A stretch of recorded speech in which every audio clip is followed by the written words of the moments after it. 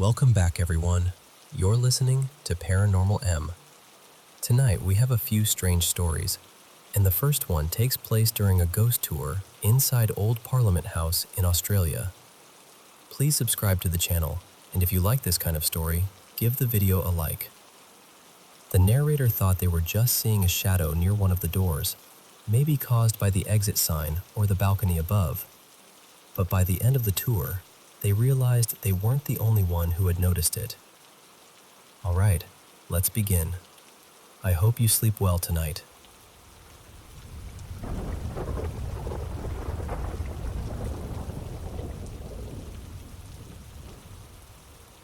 So, for years, I kept this story tucked away as a little campfire tale. You know, the kind you tell with a half smile like, well, it was probably just the lighting. And honestly, that's what I believed for a long time. Back in 2019, my friend Nora and I were suddenly put in charge of a 5-day activity program for a group of 12 young adults, all around 18 to 26 from our youth organization. We were barely older than them ourselves, so we were very much figuring it out as we went. The program was in Canberra, Australia, and the group had asked for science-focused activities. Somehow, Nora and I pulled together a pretty solid schedule. We took them to the Dinosaur Museum, got them into a few lab spaces, did the usual Canberra things, including Questacon. But we had only been handed the whole event about a month before it started, and these participants had paid a lot of money to be there, so we were scrambling a bit. I've always loved creepy stories, and since Canberra has plenty of old government buildings with ghost rumors attached to them, I jokingly suggested we do a ghost tour at Old Parliament House on the final night. To my surprise, the group loved the idea. So, off we went. Old Parliament House opened in 1927 and served as Australia's parliament until 1988, when the current Parliament House replaced it. Now it's a museum. A lot of the buildings in that central government district have haunting stories attached to them. Most are the usual sort of thing. Footsteps after closing, strange sounds, shadows where shadows shouldn't be. Nothing too dramatic, at least not on paper. When we arrived for the tour, my group made up about half the people there, and by that point in the week, I knew them well enough to know they were exactly the sort of people who might correct a tour guide, wander off, or touch something interesting simply because nobody had specifically told them not to. So I was in full shepherd mode. The tour took us through the foyer first, where the guide talked about ghostly footsteps and the history of the building. Then we went into one of the chambers. The lights were off, apart from exit signs and these little electric candles that gave everything a slightly theatrical glow. Because I was watching the group, I filed in last and sat toward the back. The chamber had rows of seats arranged in a kind of curved shape on the ground floor, with balconies above for the public, media, staffers, and so on. We were seated below. The whole time the guide was talking, I was only half listening. I was mostly counting heads, making sure nobody had drifted away into the dark like an adventurous raccoon. And then, I noticed something. Out of the corner of my eye, I kept seeing what looked like a man standing in the shadows beneath one of the balconies, near a doorway. Not clearly. Not enough to point and say, there he is. More like a shape my brain kept catching before I looked directly at it. Every time I turned my head, there was nothing there. So I told myself it was just the exit sign, or the angle of the balcony, or the way the dark gathered in that particular corner of the room. A trick of the light. Nothing more. But it kept happening. Again and again, that same shape. A man leaning there in the shadows. Eventually, the guide finished in that room and started moving everyone along. One person from my group stayed behind to talk to the second guide, which did not surprise me at all. She was usually the first to raise her hand with a correction or a question. Another person from the public stayed behind too. I braced myself because I thought, here we go. Someone's about to start a very intense conversation. The stranger was very polite and said to the guide, I'm sorry to bother you, but I have to say something. I'm sensitive to these things, and there's something in this room. At that point, I thought my group member was going to have an absolute field day with it. But instead, she said, "Yes, me too. That's why I stayed behind. There's a man." The stranger immediately said, "Yes, there is. And he was standing," and my group member finished the sentence, "right there." And both of them pointed to the exact spot where I had been seeing that figure all night. That used to be where I ended the story. A strange coincidence. 3 people, all in different parts of the room, all seeing or sensing the same man-shaped shadow. Still, I told myself there had to be some architectural reason for it. Maybe the balcony cast a certain shape. Maybe the lighting made that corner look human. For years, that explanation was enough. Then, much later, a video about ghost stories at Old Parliament House came up in my feed.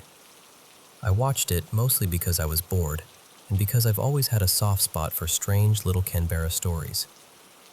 Most of the video was the usual stuff: old building sounds, echoes, pipes, footsteps, the kind of thing people always talk about in historic places.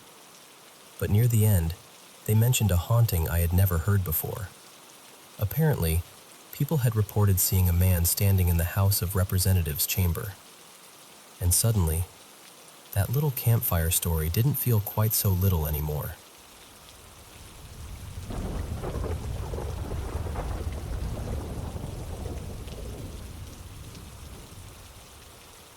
I guess I should start by saying this happened when I was pretty young, around 10 or 11.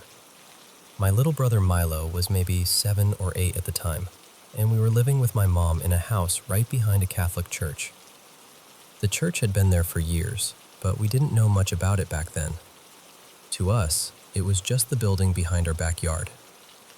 Later, I found out it had once been a convent, a place where nuns had lived. Things started not long after my mom's boyfriend moved in.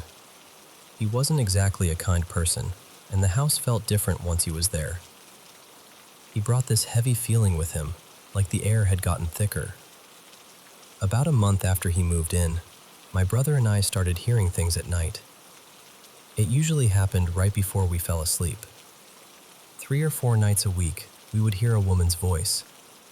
Sometimes it sounded like she was saying, "Sleep." Other times, it sounded more like, "Soul." But most often, it was just a gentle hush, like someone trying to calm us down. The strange thing is, we weren't really scared of it at first.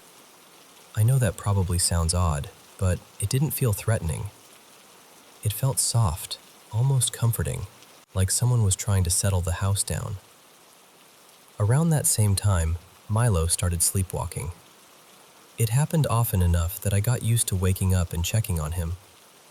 A lot of nights, I would find him standing in the dining room or the kitchen, facing the big window that looked out toward the backyard and the church beyond it. He would just stand there, completely still, staring outside. That went on for a couple of months. Then one day, a friend of mine, Carson, who went to Sunday service at that church, told me it used to be where nuns lived. I didn't even know the word for it at the time. Later, I learned it was called a convent. That was when I started getting curious. After school one afternoon, Carson and I went to his house and asked his parents what they knew about the church. Most of what they told us was ordinary history, dates and renovations and things like that. But one part stuck with me. They said that sometime in the early 2000s, old graves connected to the convent had been moved so the church could make room for a school. That was the moment everything began to feel different. After that, I started paying closer attention when Milo would sleepwalk. I would follow him quietly and try to see what he was staring at through the window. Every time, his gaze seemed fixed on the same place, the statue of the Virgin Mary near the church grounds. Then one night, I saw something there. It looked like a nun standing beside the statue. She was dressed in black, completely still. But the part I'll never forget is that she didn't have a face. Not a shadowed face. Not a blurry face. Just nothing where a face should have been. I remember freezing. My whole body went cold. Whatever comfort I had felt from the voice before disappeared in that instant. A few days later, I finally told my mom. That was when she told me she had been experiencing things too. She said she had started having sleep paralysis at night.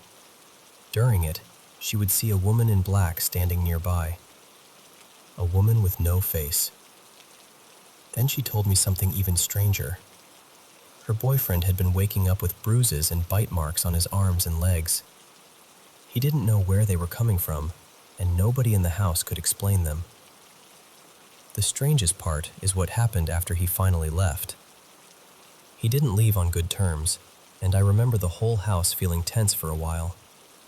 But almost immediately after he was gone, the activity stopped. The voices faded. Milo stopped sleepwalking as much. My mom's sleep paralysis eased up. It was like whatever had been there didn't care about us. Or maybe it had been trying to protect us. I don't know. I still don't have a clean answer for any of it. This all happened about 20 years ago, and for a long time I didn't think about it much. But recently, I moved back into that house temporarily while I was transferring my things from my old apartment to a new place. Being there again brought it all back. The window, the church, the statue in the yard, and that strange year when something faceless seemed to be watching from the edge of the dark.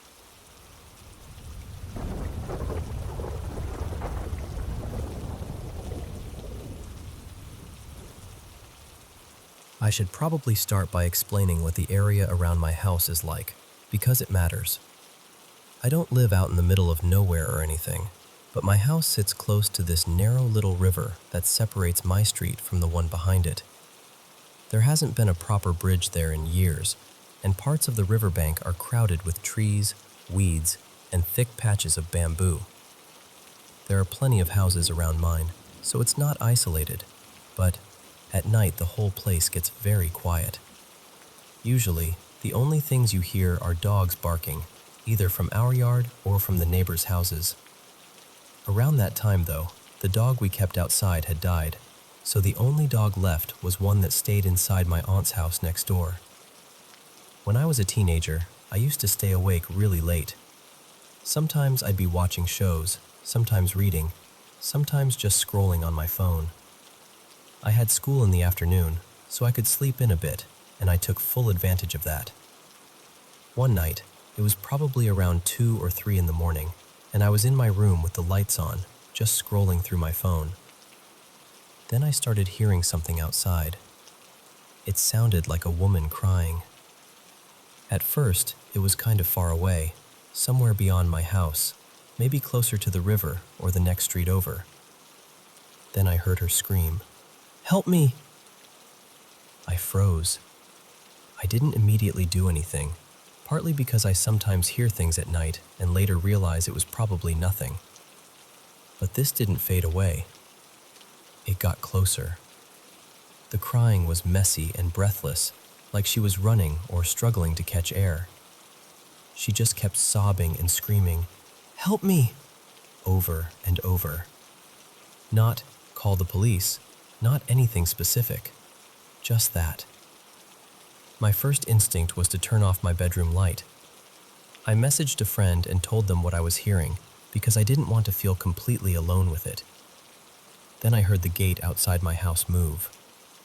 That sound made my stomach drop. The crying came closer until it was right beneath my window. My room was on the second floor, and I remember sitting there in the dark, barely moving, with this horrible feeling that something was very wrong. Thankfully, most of the windows in our rooms had blackout glass or heavy curtains, so I didn't think anyone outside could see me clearly. After a while, the voice moved away again. I could still hear her crying and calling for help, but it slowly drifted off into the night. The next morning, I told my grandmother and my aunt what had happened. They both said they hadn't heard anything. No crying, no screaming, no gate, nothing. So I tried to convince myself I had imagined it. Then it happened again the next night. As soon as I heard that same crying voice coming closer, I panicked and turned off my light. This time, it sounded like she was walking around my house. I could hear her outside, moving slowly around the yard, crying in that same exhausted, desperate way. And the strangest part was the silence. Not one dog barked. Not ours, not the neighbors' dogs, none of them. Every other night, a leaf could fall wrong and at least one dog would start barking. But whenever that woman's voice came into my yard, everything went completely still. This went on for maybe 2 or 3 months. Not every single night, but enough that I started dreading being awake late. Some nights I'd force myself to sleep earlier just so I wouldn't hear her. I didn't want to sit in the dark again, listening to someone cry under my window. There were 2 times when the voice sounded farther from the house, and I worked up the courage to open my window. I wanted to make sure I was really hearing it. I even recorded it once on my phone, but I don't have that recording anymore. That phone broke years ago, and I replaced it. Eventually, it stopped. I still live in the same house, and nothing like that has happened again. But I also don't stay up that late anymore. For a long time, I didn't think about it much. Then today, the memory came back out of nowhere, and I can still remember how that voice sounded. I don't know what it was. Where I live, we don't really have stories about things like skinwalkers, mimics, or anything like that. So I've never had a clear explanation for it. But whatever was outside my house those nights, I know what I heard.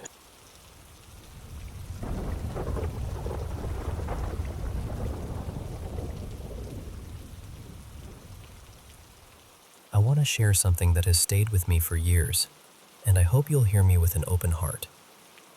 When I was 22, about 13 years ago, I had a very close guy friend named Rivan. He had a girlfriend, but we would still spend time together around our neighborhood, talking, hanging out, and sometimes noticing other girls nearby. Even then, I had this strange, uneasy feeling about him. I could never fully explain it. It was just there. One day, we had a fight. I think I had become too available in his life, too present, and his family started making jokes about me. That hurt me more than I admitted at the time. I said some things in anger, and after that, I stopped speaking to him. He tried to apologize through a mutual friend, but I wasn't ready to accept it. 13 months later, he passed away. Years after that, in 2018, I was giving tuition to 3 children and also to a younger cousin. Their father gave me the same kind of heavy, uncomfortable feeling. I noticed it, but I ignored it because I needed the money, and I didn't want to sound strange by bringing up anything that felt too spiritual or paranormal. Within a year, he also died. There was another time when I told someone that their brain tumor would improve on a certain date. I don't even know why I said that date. It just came to me. And I swear, on that exact day, they started getting better. They were no longer bedridden. When I was a child, there was a girl who bullied me. I never fought back, but deep inside, I always carried this knowing, this feeling I couldn't name. Later, I heard from a mutual friend that she had died too. A family member of mine once passed away with no husband, no children, and almost nothing left behind. Before she died, I met her, and she said something I have never forgotten. She told me, "Everything you say about anyone will become true." That sentence has followed me like a shadow. A couple of years after COVID, I fell from my scooter and injured my chest. Later, a cousin, whom I'll call Armin, came to my house to attack me after a verbal argument turned ugly. Since then, it has been 2 or 3 years, and I have been avoiding surgery because of swelling in my chest. This year, I prayed to God for a tuition job so I could pay my bills. And strangely, after 8 years, I finally got one. But the truth is, I have also been cursing Armin quietly in my heart every day. And now I feel scared. If something happens to him, what am I supposed to think? Are all these things just coincidences? Or is there some kind of energy around me that I don't understand? I'm not saying I know the answer. I'm just trying to make sense of it all, respectfully and honestly.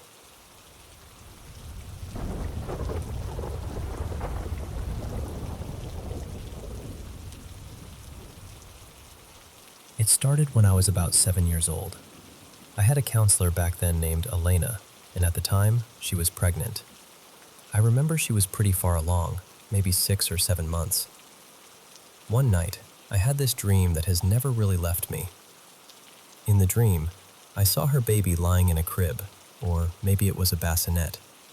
I was standing there looking at this baby, and the baby wasn't moving. Then Elena came running into the room, screaming that her baby wasn't breathing. I woke up shaken. A couple days later, I had a session with her, and I really didn't want to talk. I couldn't stop thinking about that dream. She noticed something was wrong and asked me if I was okay. I told her I was fine, but she kept gently asking, so finally, I told her what I had dreamed. She reassured me right away. She told me the baby was healthy and that everything was okay. A few weeks later, she had her baby. From what I remember, she brought the baby home, and about a week later, the baby passed away from SIDS. Later, Elena came back to collect her things. I saw her, and she looked completely broken. I remember her telling me to stay away from her. After that, I never saw her again. That experience scared me deeply because I was just a child. I didn't understand how I could dream something like that before it happened. Then, when I was 22, I had another dream. In that dream, 2 little girls were sitting in my kitchen asking me about my brother, Mason. He was still alive at the time. I remember telling them, Uncle Mason passed away from a drug overdose. I wish I could remember more of that dream, but that's all that stayed with me. When I was 25, my brother passed away from a drug overdose after taking a fake Xanax. I'm 33 now, and I have 2 little girls. Another thing happened last April with my mom. She had been sick for a long time and had several illnesses, but for a while she had actually been doing pretty well. She had gone 2 or 3 years without being in the hospital, and she was just living her life day by day. One night, I dreamed that she was sitting in her chair and her eyes rolled back. She fainted in the dream, and somehow, I knew she had passed away. When I woke up, I was so relieved to see that she was still there, still breathing, still alive. But in January of this year, she fainted while using the bathroom. She stopped breathing for 2 or 3 minutes. I got her off the commode, helped get her breathing again, cleaned her up, and called 911. The hospital told us she was dealing with organ failure, and even though it wasn't exactly like the dream, I couldn't shake the feeling that there was a connection. Then last month, she had a GI bleed while she was on blood thinners. She was bleeding badly, and her kidneys shut down completely. The doctors stopped the blood thinners and gave her IV fluids, and somehow her kidneys started working again. After that, she came home on hospice. One Monday morning, we all woke up and found that she had passed. She had transitioned during the night. I feel like I've been getting signs my whole life, but I still don't always know what to do with them. After my mom passed, we had to tell my grandmother. She's in a nursing home, and honestly, no one there would have told her yet. But when we told her, she said she already knew. I asked her, "How did you know?" And she told us that my mom had come to her in a dream the night before and told her she had passed away. I still don't know what to make of that. There have been other things too. When I was younger, I used to see a man in a tall hat. Later, my nephew, who is 12 now, told us he saw the same figure when he was around 4 years old. He saw him in the hallway at my grandmother's house. I showed him pictures of different hats, just to see what he would pick. He pointed to the same kind of hat I remembered seeing, the tall top hat. I had seen that same man at my grandmother's old house too. When my sister was pregnant with my nephew, she saw him standing at the end of her bed. She believes there's something spiritual around our family. She says she feels ghosts around her all the time, and she thinks maybe they're attached to her because she used to live next to a funeral home. Even my father has told me he sees things sometimes, shadows moving around our house at night. So I don't really know what all of it means. I only know that these dreams and experiences have followed me for most of my life.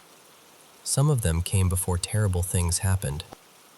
Some of them felt like messages, and some of them still sit in the back of my mind, quiet but heavy, like they're waiting for me to understand them.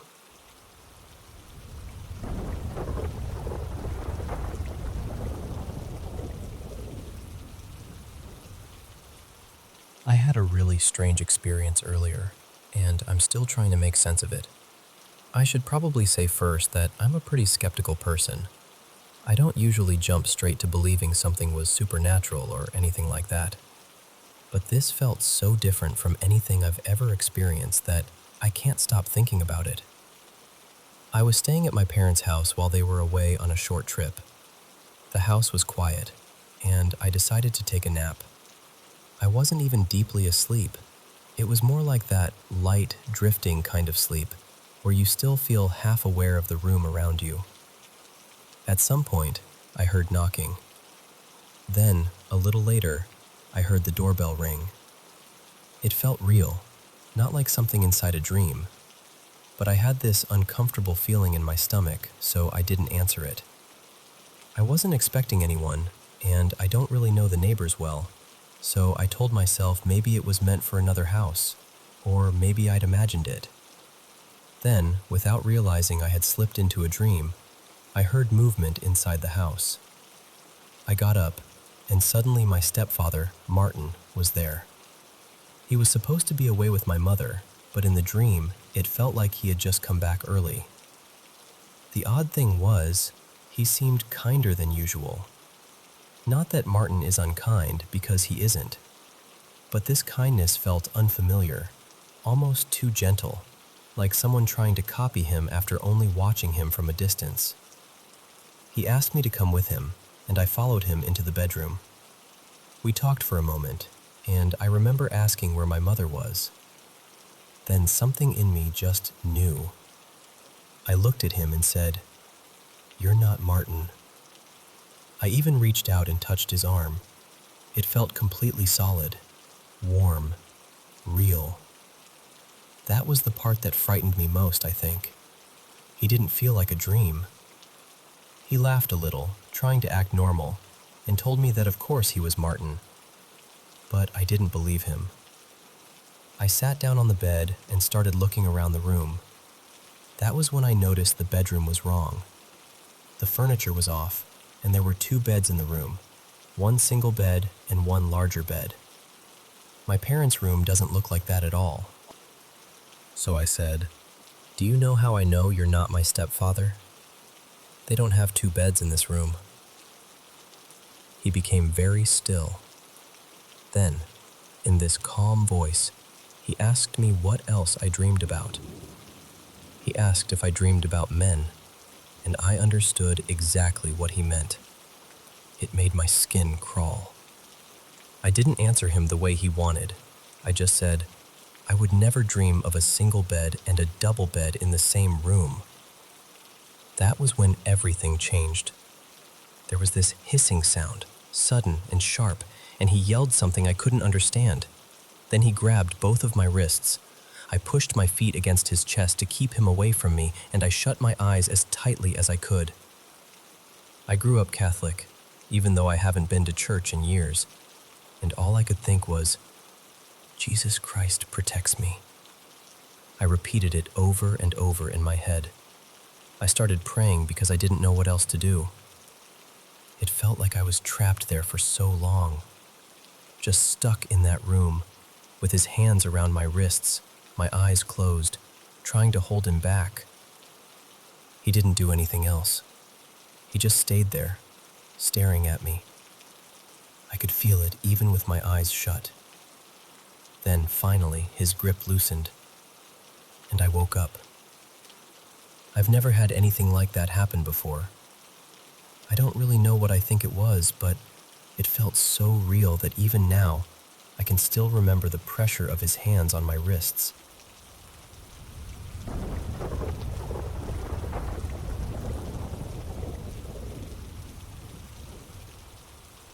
I need to start by saying that I work in a hospital, and this is one of those experiences that still leaves me completely stunned when I think about it. I've been a nurse at this hospital for several years now, and part of my job involves coordinating with radiology for patients who need scans, x-rays, and things like that. So over time, you get familiar with certain people from other departments, even if you're not exactly close with them. There was this older man in radiology named Martin. We weren't friends outside of work or anything like that, but whenever we crossed paths, we'd make a little small talk. He was always kind, just very calm, easygoing, the sort of coworker who made a hectic shift feel a little less sharp around the edges. This happened in December. At that time, I had a lot going on in my personal life. Some exciting things, but also just enough happening that my brain felt scattered. And with hospital schedules being what they are, it's not unusual to go weeks, sometimes even longer, without seeing certain coworkers. So one day, I was rushing through my shift, trying to get to the medication room. It's right near the area where one of the portable x-ray machines is usually kept. As I was walking by, I saw Martin standing there, messing with the x-ray machine. He looked like he was trying to unlock it or move it, but he seemed to be having trouble. I was busy, really busy, and honestly, I wasn't planning to stop and talk. I was just going to slip into the med room and keep moving. But then this feeling came over me. Not dramatic, not loud. Just this quiet little push inside me that said, "Say hi to him." So I did. I said, "Hey Martin, how are you? I haven't seen you in a while." And he looked at me and said, "Hi, I'm doing really good. How are you?" I told him, "I'm exhausted, honestly, but it's okay. I'm going on vacation soon for a couple of weeks, and I'm really excited." Then we had that normal coworker goodbye. You know, "Nice seeing you. Have a good rest of your shift." That kind of thing. And then I went into the medication room. I was only in there for maybe 2 minutes. When I came back out, Martin was gone. But the x-ray machine was still sitting there. At the time, I didn't think much of it. People disappear quickly in hospitals all the time. Someone gets called away, another patient needs something, another department pages them. It's normal. But about a month later, I was talking with another nurse on my unit. We were discussing a doctor who had recently passed away, and she said something like, "It's so sad. We lost another coworker this year too." I was confused, because I only knew about the doctor. So I asked her what she meant. She told me someone from radiology had died. Then she described him. Older guy, kind, worked with the x-ray equipment. Someone everyone seemed to like. And I realized she was talking about Martin. My heart just dropped. I felt awful. I assumed he must have passed while I was away on vacation or shortly after. But then she pulled up his obituary. And that's when everything inside me went cold. It said he had died in August. August. 4 months before I saw him. I immediately thought back to that exact moment in December. I know it was December. I know it was right before my vacation because I had told him I was about to leave for a few weeks. I remember where I was standing. I remember him by the x-ray machine. I remember the conversation. I spoke to him. He he spoke back. And according to the obituary, he had already been gone for months. His death had been sudden and tragic, which makes the whole thing even more heartbreaking. I still don't know what to do with this memory. I don't know where to put it in my mind. But looking back, certain things feel different now. I hadn't seen him in a long time before that day. Something in me told me to stop and say hello. He was trying to move or unlock the machine, but couldn't seem to get it working. And after that day, I never saw him again. Obviously. I don't know what happened. I don't know if it was grief, exhaustion, some strange trick of the hospital lights, or something I'll never be able to explain. But I know what I saw, and I know who I spoke to.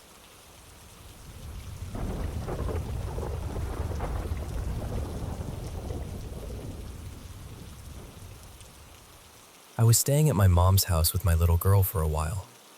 It was supposed to be temporary, just until my partner and I could find a place of our own.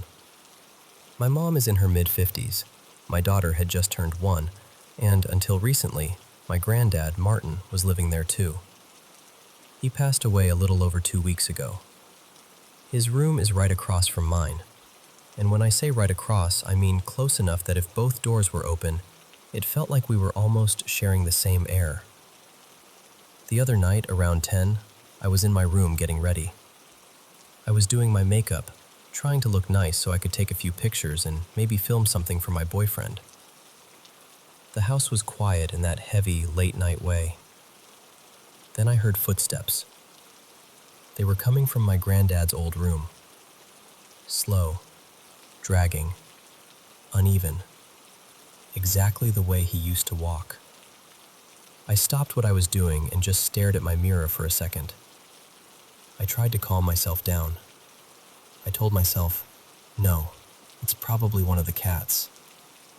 We have a few of them, and they get into everything, so that explanation felt easy enough to grab onto. But deep down, I knew the sound was heavier than that. My mom had already been saying strange things had been happening. She told me her bedroom door had been locking by itself, and she kept feeling like someone was watching her. I didn't take it seriously at first. I told her she was probably just grieving and letting her mind run wild.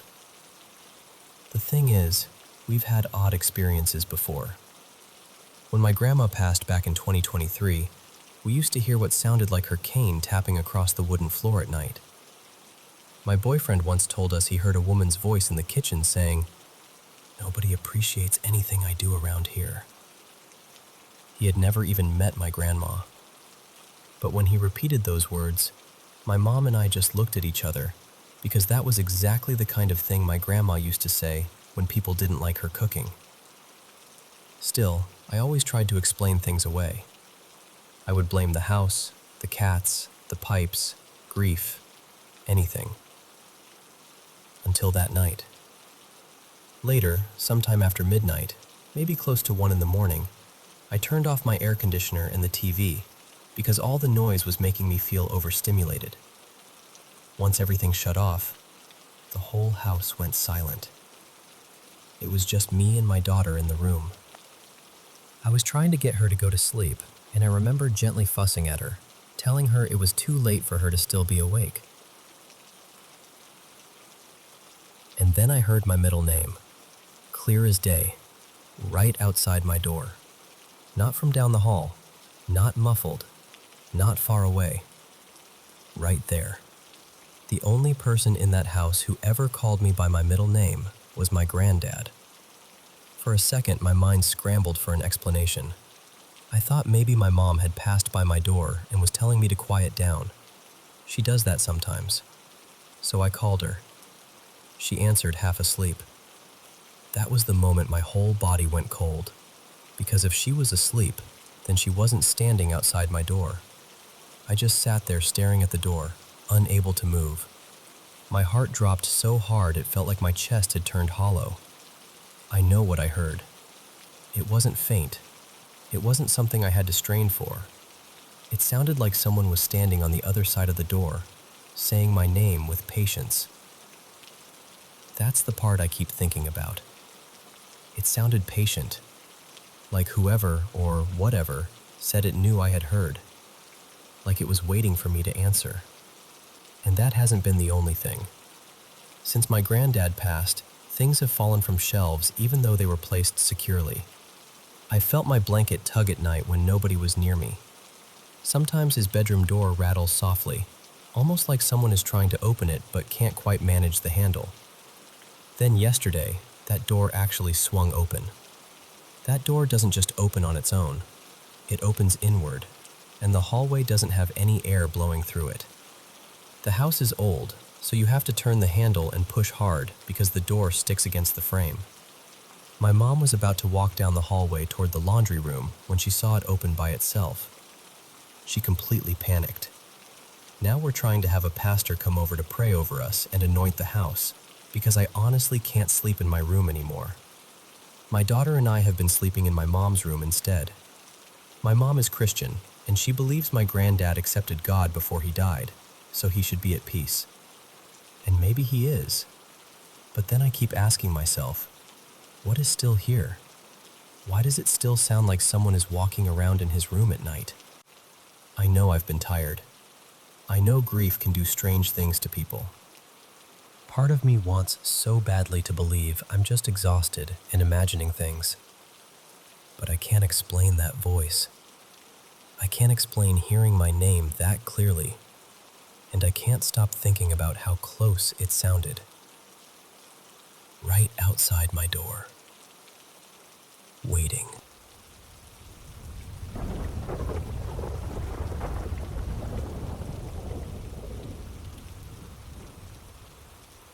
I grew up in a small, rural community tucked into the foothills of western North Carolina, and I still live there today. So this story starts when I was about 13 years old, just a kid on the bicycle, pedaling around those back roads like I owned them. There was this old Victorian mansion down the street, 3 stories tall, run down, covered in vines, with windows that always seemed darker than they should have been. Every time I rode past that place, my stomach would tighten up. I didn't know why. I just knew I didn't like it.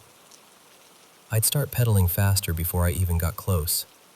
By the time I was passing the front of it, my legs would be flying. I wouldn't slow down again until that old house was well behind me. A few years later, when I was 18 and still in high school, the mansion had been restored. It had become a historic site and museum. Around Halloween, a TV station out of Charlotte did a feature on it and called it one of the most haunted places in North Carolina. Not long after that, one of my classes took a tour there. The guide told us the house had originally been built as a 2-story home for a wealthy, eccentric diamond merchant. But apparently, he decided it wasn't grand enough. So he had workers literally cut the house in half, jack up the top floor, and build a whole new floor between the two. That's how it became 3 stories. They even had photographs in the museum showing the process. During that tour, there was a psychic medium with us. When we reached the 3rd floor, she suddenly became sick. Not just a little uneasy either. She looked overwhelmed, sad, almost crushed by something. She said that one room up there carried terrible sadness. She said someone had been kept there against their will for a long time. And what made all of us go quiet was this: that room still had locks on the outside of both doors. Even the windows had locks on the outside. That stayed with me. About 6 years after that, I became a deputy with the county sheriff's office. And that mansion became a regular part of my life again, but in a very different way. The alarm there went off constantly, hardly ever an entry alarm, almost always interior motion, usually on the 2nd or 3rd floor. Now, the mansion had a large collection of vintage and antique dolls, and I can't tell you how many times I responded to that place. Some nights, I'd go there 5 or 6 times. Never once did I find a real break-in. Not once. I'd check the building at 10 at night, and everything would be exactly where it belonged. Then I'd come back at 3 in the morning, and dolls would be on the floor, even though they had been inside locked glass cases. The cases would still be locked. There were cold spots in that house where you could see your breath, even on hot summer nights. The hair on your arms and the back of your neck would stand straight up. After a while, every officer in the department knew there was something strange about that place. Then one cold winter night, one of our part-time reserve deputies responded to an alarm there. He was an interesting guy. His full-time job was flying large cargo jets. He'd been a professional pilot most of his adult life, but becoming a deputy had been a lifelong dream for him, so he helped us part-time whenever he could. That night, I started heading toward the mansion too, mostly because it was a long, quiet 12-hour shift and there wasn't much else happening. Before I got there, he cleared the call and asked me to meet him at a small country grocery store parking lot. When I pulled in, I could tell right away something was wrong. He looked shaken. I asked him what happened. He hesitated, then said, "Have you ever seen anything down at that mansion? I mean, anything odd?" I said, "Other than the dolls moving, the cold spots, and the alarms going off for no reason? Not really." "Why?" He tried to brush it off, but I told him he couldn't leave it there. Finally, he asked if I'd ever seen anything unusual on the third floor. I told him no, but I definitely felt uneasy up there. That's when he told me what he saw. He said he pulled up, got out of his patrol car, and started shining his flashlight around the outside of the mansion. Then he looked up at a third-floor window. There was a young girl standing there. He said she looked about 12 or 13 years old. She was just staring down at him, holding the curtain open with one hand. He said she didn't move, didn't wave, didn't smile. After what felt like forever, she simply stepped backward into the darkness, and the curtain fell closed. He was rattled by it. After that, he avoided alarm calls at the mansion whenever he could. About 2 years later, it was my turn. It was around 2 in the morning on a cold, silent night. The call came in the same way it always did. Motion alarm, third floor. I'd answered that call so many times by then that I had a routine. I'd pull in, turn on the alley light on my patrol car, circle the whole building once, and use my flashlight to check every door and window. Then I'd park, get out, and physically inspect the entry points. But that night, I didn't make it through the routine. As I pulled along the south side of the mansion, I had my alley light on and my flashlight in my hand. I started scanning the building from the first floor upward, moving from door to window, window to door. Then I reached the third floor, and I froze. At the second window, there she was, a young girl. She had long, wavy hair and was wearing an old-fashioned dress, the kind you might have seen in the early 1900s. It had buttons down the front, with lace and ruffles along both sides. Part of her hair hung forward over one shoulder, and the rest fell behind her. Her right arm was raised, holding the curtain back just enough for her to look out. And she was staring right at me. I know it probably only lasted a few seconds, but it felt much longer. I sat there, unable to move, just looking at her. Then she stepped backward into the dark. The curtain swayed where she had let it go. I felt a chill run straight up my spine, and I don't use that phrase lightly. I was scared. I still searched the house because that was my job, but I'll be honest with you, I searched it quickly. I found nothing. No open doors, no broken windows, no one inside. I cleared the call and didn't tell anybody what I'd seen for a long time. Maybe a year or two later, I was working with that same reserve deputy again. We pulled over one night to talk, and I finally told him. I said, "You know, I never told you this, but I saw her too." He looked at me, and I described her. The girl in the third floor window. The dress with the lace and ruffles. The way she just stood there, staring, not blinking, not smiling, not moving. then stepping back into the darkness. He just shook his head and said, "That place gives me the creeps. There's something not right about it." And I told him I agreed. Over the years, other officers saw her too, always in that same third-floor window, never waving, never smiling, just watching. And then she'd be gone.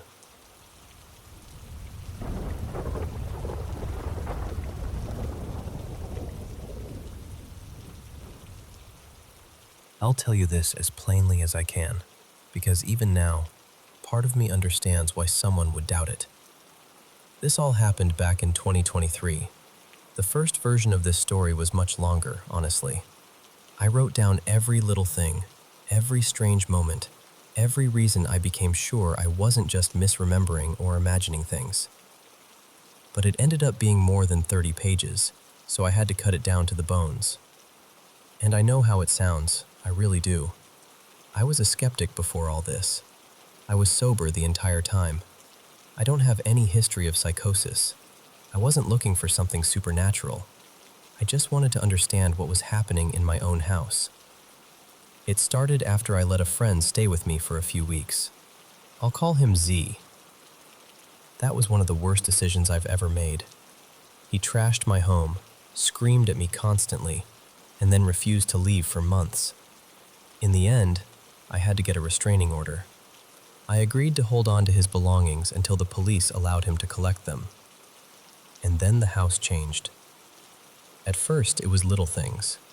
Objects showing up where I definitely hadn't left them. Sounds from other rooms, doors opening, things being dropped. Not once or twice, but over and over, day and night, for weeks. I tried to be rational. I really did. I checked myself constantly. I made sure I wasn't just being forgetful, but it became too frequent to explain away. Then I started seeing shadows at the edges of my vision. They would vanish the second I looked straight at them. One night, I was hanging Z's clothes outside after washing them, because the smell had been driving me mad. I looked back toward the house and saw the sliding glass door wide open. I knew I had closed it. Then I noticed one of his wet shirts was back inside, sitting on the coffee table. It had been folded neatly, with the image on the front perfectly displayed. It was Hannibal Lecter, except the way it was folded made the antlers on the design look like they were growing straight out of his head. I tried to act brave. I actually said out loud, "Very funny. You're real scary, aren't you?" I didn't feel brave, not even close. Then I turned around. The sliding door was wide open again. Later, I found strange things arranged on the chest where I kept my paperwork.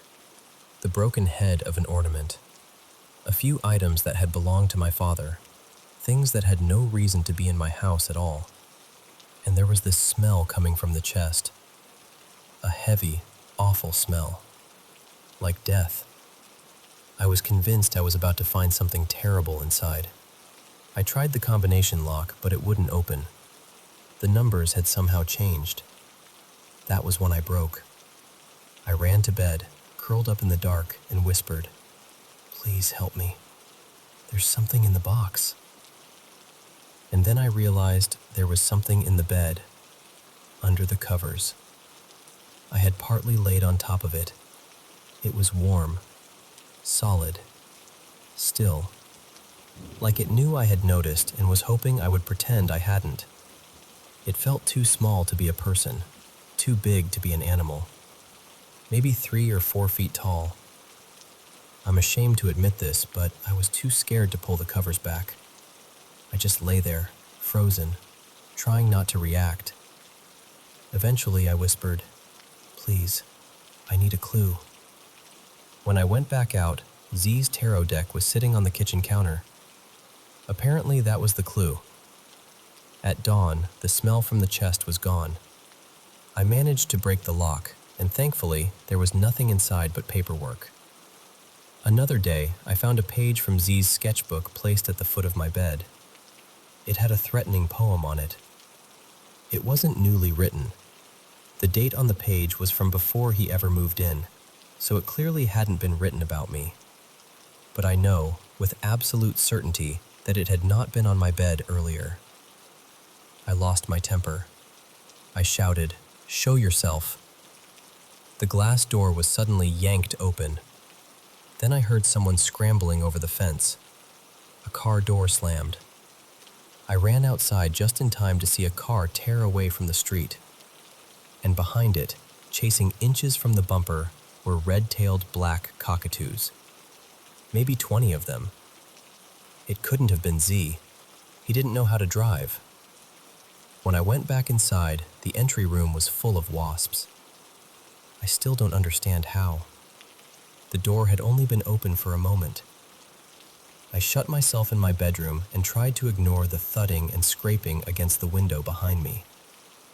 When I finally got the courage to look, there were dozens of plant pots piled up against the glass. I called the police after that, but they didn't really know what to do with me. They were polite enough, but skeptical. I could hear it in their voices. A few days later, I was in town when a little boy ran up to me with this huge smile on his face. He said, "Congratulations, you're going to meet him." Then he ran off. That night, muddy footprints started appearing on the tiles. Big ones. Not once, but repeatedly. I called someone I knew, an Aboriginal elder who understood things connected to wetland spirits. I lived near wetlands, so by then I was willing to consider anything. She told me her uncle had been a medicine man and that she would ask his spirit to help. She said he had been a smoker, so if I smelled smoke, that meant he was nearby. Later, I did smell smoke, but not cigarette smoke. It was wood smoke, coming from 3 large trees outside. I walked around the garden, searching for fire, but there was nothing. No flames, no smoke I could see. Later, I found 3 empty nests, 1 in each tree. The underside of each nest was scorched. The trees themselves were untouched. The strange part is that her uncle's moiety, something like a totem animal, was the red-tailed black cockatoo. The same birds I had seen chasing that car. Except the birds had appeared before I had even asked her for help. One night, I suddenly felt dread settle over the house. Not ordinary fear, something deeper. The kind your body understands before your mind catches up. Within minutes, the temperature dropped from a hot summer night to a cold so sharp it felt dangerous. I tried to sleep and woke up gasping for breath. I moved to the couch, and the cold disappeared instantly, like I had stepped out of a walk-in freezer. Then it became hot. Not warm, not stuffy, scorching. The heat burned so badly I had to fight not to scream. I moved again, and the air cooled, like I had stepped out of an oven. This went on for hours. I kept moving, and whatever it was kept finding me, freezing or burning, back and forth, again and again. Eventually, something in me changed. I stopped reacting the same way. I don't mean I became fearless. I didn't. But I learned not to feed it. I learned that whatever this was, fear seemed to make it stronger. When I stopped giving it that, it started losing its grip. Slowly, things returned to normal. Mostly. Because one day, one of Z's old game cards appeared on my desk. It had a message on it. Something about coming back in a few years, once the fungus had died off, and then seeing what was inside the chest. And I'll be honest with you, I really, really don't like that.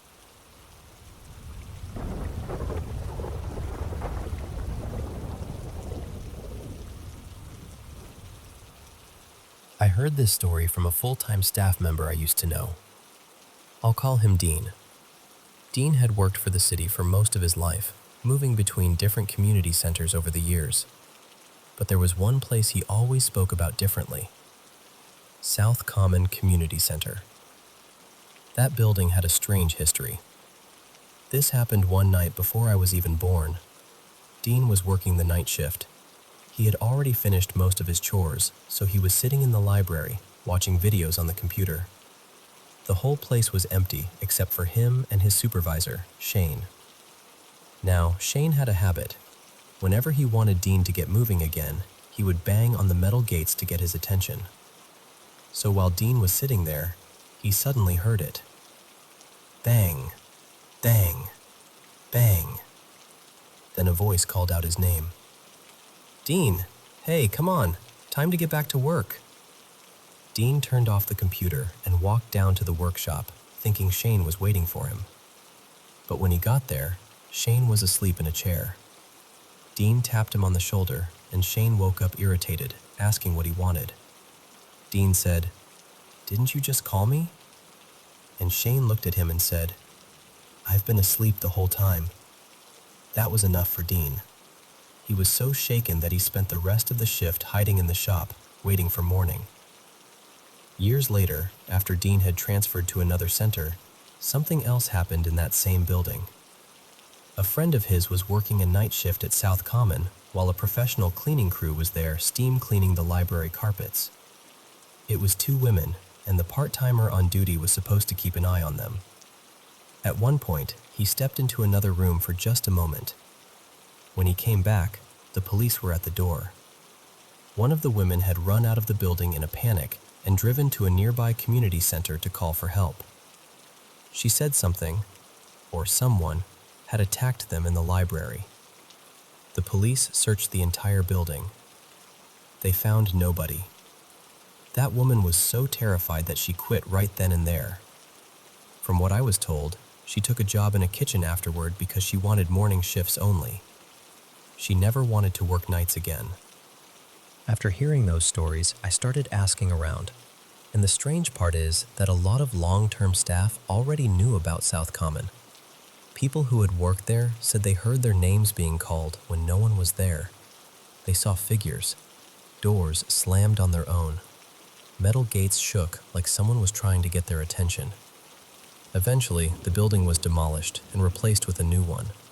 But I've been to that site at night, and even with the old building gone, there's still something off about it. The air feels colder there.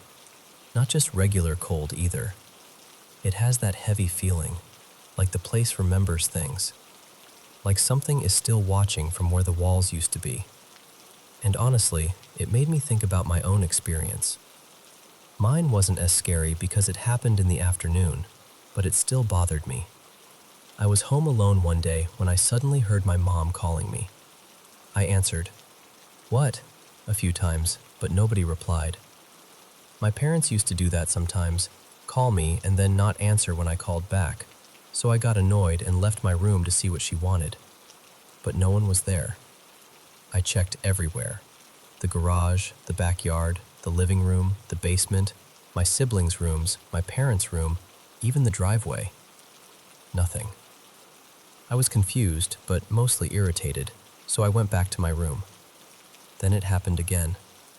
My name was called, and right after that, there was knocking on the door. This time, I ignored it. I stayed in my room and refused to go looking again. I didn't come out until I heard the front door open, because that meant someone had actually come home. That happened a little over 10 years ago, and I don't live in that house anymore. But I still remember the feeling of standing there, searching every room, knowing I had heard someone call me, and slowly realizing there was no one there.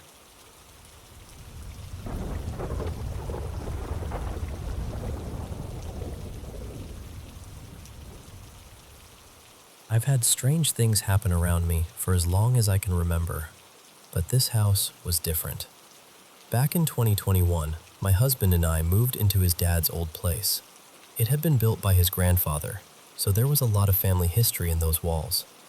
It was a decent-sized house, 4 bedrooms, 2 bathrooms, a living room, dining room, kitchen, and a little laundry room off to the side. When you walked in, the living room was on the left, and the dining room and kitchen were on the right. Then there was a hallway with 2 bedrooms on each side.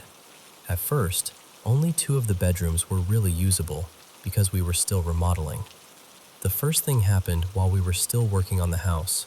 It was me, my husband, and our 20-year-old son, Caleb. My husband had gone to bed earlier, and Caleb and I stayed up a little later. Eventually, we decided it was time to call it a night too. My husband and I were sleeping in the back bedroom on the right. Caleb was sleeping outside in the camper. The only other finished bedroom was the one across the hall, but my father-in-law had passed away in that room not long before, and none of us felt ready to sleep in there yet. So I went into our room, and my husband was already asleep, facing the wall. I climbed into bed and kind of curled up behind him. Caleb had already gone outside to the camper. A few minutes later, I heard what sounded exactly like Caleb's voice say, "Mama." Now, Caleb has always liked scaring me. He thinks it's hilarious. So I turned my head and said, "What?" Nothing. No answer at all. I got irritated because I thought he was standing there messing with me. So I rolled over onto my left side, facing the bedroom door, thinking, "All right, I'll catch you this time." Not even 5 minutes passed. My eyes were still open. Then I heard it again. "Mama." I sat straight up and ran into the hallway. I went through the living room, out the side door, and toward the camper.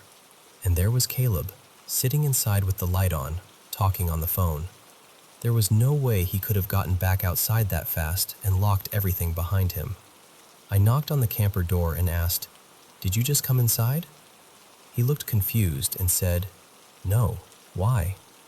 I just said, "No reason," and went back inside, but I was terrified. I don't think I slept at all that night. The second thing happened a couple of years later, after the remodeling was finished. By then, my husband and I were using the back bedroom on the left as our room, the same room where his dad had passed. One evening, we were both in there folding clothes on the bed. We were standing close together, facing the same direction. Then I heard it, but it wasn't just hearing it. I felt it right against my neck. A voice said, "Get out." My whole body went cold. I turned and looked at my husband, and he was already staring at me. Before I could even ask, he said, "I didn't say that." I said, "You heard it too?" He nodded and said, "Yep." The third time was the worst. My husband and I were in that same bedroom. I was walking out of the room, holding a cup with papers tucked inside it, when something shoved me hard. I mean, violently. Everything in my hands went flying. The cup, the papers, all of it scattered across the floor. My husband saw it happen. He jumped up and said, "What in the world? Are you okay?" He told me later that it looked like something had pushed me, but there was nothing there. Nothing either of us could see. The next day, our middle daughter told us that something had grabbed her arm the night before. She said it squeezed her so hard that it left fingerprint marks. She didn't know anything about me being shoved. We hadn't told her yet. There's one more part to this, and I know it might sound strange. My husband had a friend whose wife claimed to practice witchcraft. We're Christians, so that already made me uncomfortable, but we had gone over to visit them once before the shoving happened. I had brought some of my rocks and crystals with me because I collected them at the time.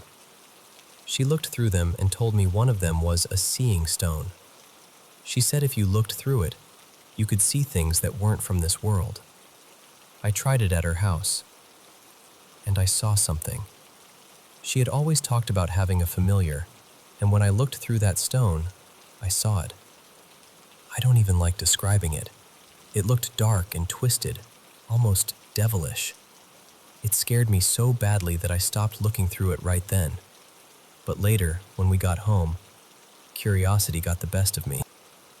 I looked through it again, and I saw a woman standing in our bathroom, looking at herself in the mirror. Then she turned toward me. Half of her face was missing. I threw that stone away immediately. After the shoving happened, I prayed over the house and blessed every room. I meant it with my whole heart, and since then, nothing else has happened.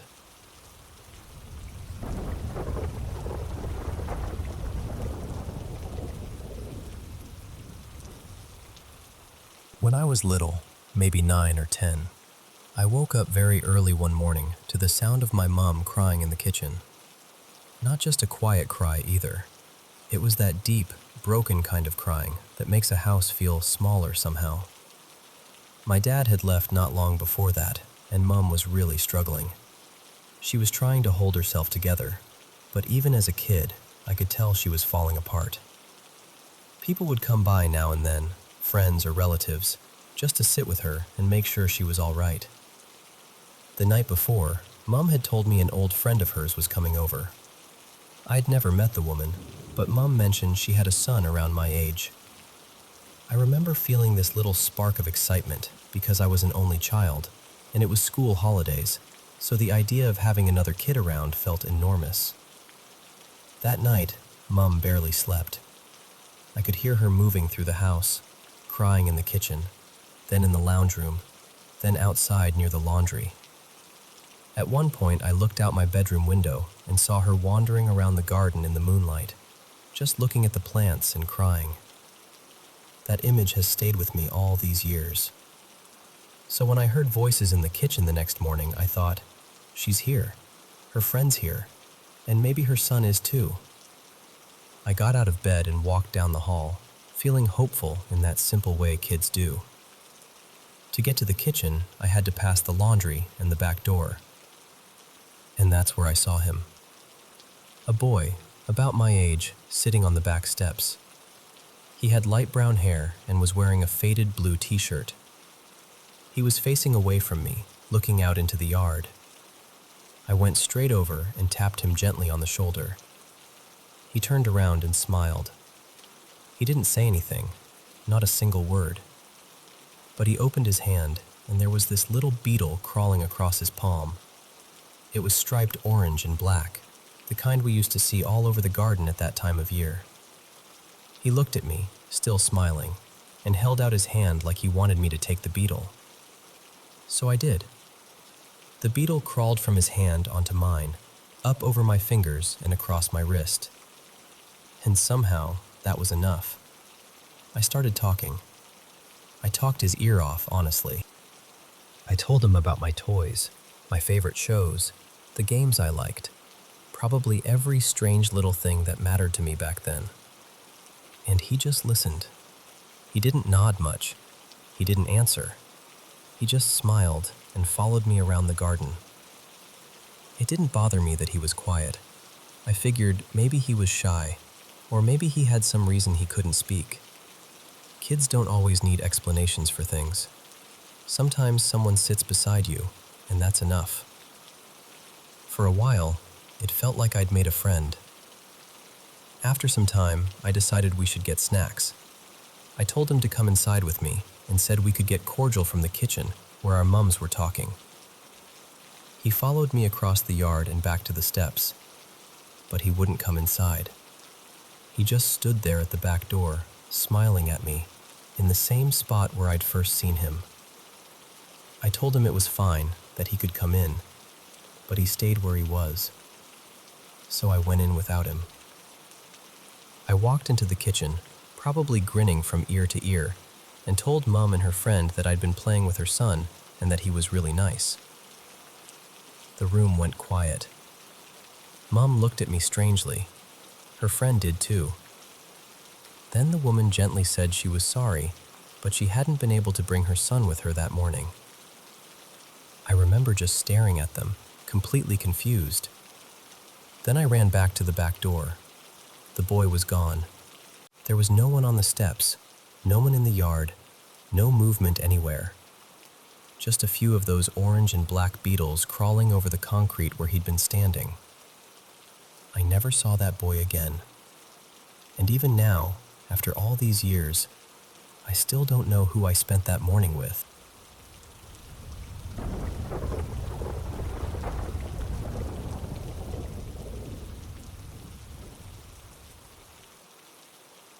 I work long night shifts, usually from about 6 in the evening until 6 in the morning. So by the time I get home, the whole world feels half asleep. Most mornings, I pull into the driveway just after sunrise, let myself in quietly, and the dogs barely react. They know my routine. They know the sound of my boots, my keys, the way I open the front door. My partner, Laura, is usually still asleep when I get in. She doesn't have to be up for work until later, so the house is normally still and dark when I walk through it. But one morning, a few months back, everything was wrong. I opened the door and there she was, standing at the far end of the hallway, just staring at me. She looked absolutely terrified. Before I could even ask what was going on, she ran straight toward me and ducked behind me like she was hiding from something. She kept saying, "Someone's in our room. I know someone's in our room." I was exhausted, still halfway in night shift fog, but that woke me up instantly. Looking back, I probably should have grabbed something first. There's a crowbar near the laundry, and I've got tools in the garage. But in that moment, I didn't think. I just marched down the hall as loudly and quickly as I could. The dogs went completely mad because they had no idea what was happening. I switched on every light I could reach and went straight into the bedroom. Nothing. The room was empty. I checked the wardrobe. I checked behind the curtains. I checked the windows. Everything was shut, locked, and untouched. Then I went through the rest of the house while Laura stayed right behind me, shaking. I even went outside with a torch and checked the garden shed and the side gate. There was no one there. Everything was secure. Once she calmed down enough to explain, she told me that a couple of hours earlier, sometime around 3 or 4 in the morning, she was sure she'd heard me come home. She said the dogs didn't bark, which made sense to her because they never bark at me. She heard the front door open. She heard someone walk down the hallway. She felt someone standing beside the bed for a moment. Then, according to her, I leaned down, kissed her cheek, and whispered something softly into her ear. After that, she felt me get into bed and wrap my arm around her. The worst part is what happened when my actual truck pulled into the driveway a few hours later. That sound woke her up, and when she opened her eyes, she could still feel an arm around her. Tight, heavy, real.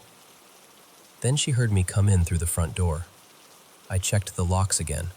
I checked the security camera that points at the driveway, which covers the only entrance to the property. Nothing showed up. No person, no movement, no vehicle besides mine. And the 3 dogs, who would usually lose their minds if a stranger came anywhere near the house, hadn't reacted at all. By some strange bit of timing, I had the next few days off work. That helped. We stayed together, kept the lights on more than usual, and eventually the fear faded into the background. After a while, I convinced myself Laura must have had some kind of vivid dream, or maybe sleep paralysis, or maybe she'd half woken and imagined the whole thing. That explanation worked for me, for a little while. Then, about 2 weeks ago, something happened to me. I was sleeping during the day after another night shift. The house was quiet. Laura was at work. The dogs were settled. Then I woke up because someone was whispering directly into my ear. Not across the room. Not from the hallway. Right into my ear. I came awake in a panic, and the whispering stopped almost immediately. But there were a couple of seconds, just as I opened my eyes, where I could still hear it. I know I could. It was a voice. I couldn't understand what it was saying. It wasn't clear words, more like rushed, broken nonsense. But it was close enough that I felt breathless afterward, like something had been leaning over me. And ever since that moment, I've had the worst neck pain I've ever felt. Heavy, deep, constant. Like I slept wrong, except it hasn't gone away. I haven't told Laura. I know exactly how she'd react. She'd probably hide my keys before my next shift just so I couldn't leave her alone in the house. I try not to think about it too much because, honestly, it makes my skin crawl. But I keep coming back to one thought. Something came home before I did, and now I'm not sure it ever left.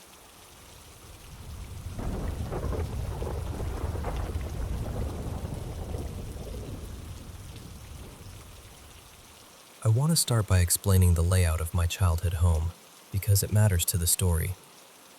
When you walk through the front door, the stairs went straight up to this tiny landing. There was a bathroom right there, with one bedroom on the left and another on the right. It was a really small space, almost like the whole upstairs paused for a second before splitting off into rooms. My bedroom was one of those rooms, and I slept on the top bunk. The head of my bed lined up almost perfectly with the doorway, which meant that if my bedroom door was open, I could see straight out onto that little landing. This happened more than 20 years ago, when I was around 10 years old. I was living there with my parents and my two brothers. One night, I woke up in the middle of the night for no obvious reason. I wasn't having a nightmare, at least not that I remember. I just opened my eyes and was suddenly awake. The first thing I noticed was that the landing light was on. That was strange, because my parents were very serious about not wasting electricity. Lights did not just stay on in our house, but I figured maybe one of them had forgotten, or maybe my older brother had gotten up and left it on by accident. Then I heard it. A soft whistling. Not loud, not sharp, just this gentle little tune, like someone nearby was casually whistling to themselves. I looked toward the doorway, and that's when I saw him. There was a small gray figure sitting on top of my bedroom door. The door opened outward onto the landing, which was unusual, but because of that, I could see the figure clearly in the light. He was perched right there on the top edge of the door, fully visible. And when I say gray, I mean completely gray. No face, no features, no clothes, no real details at all.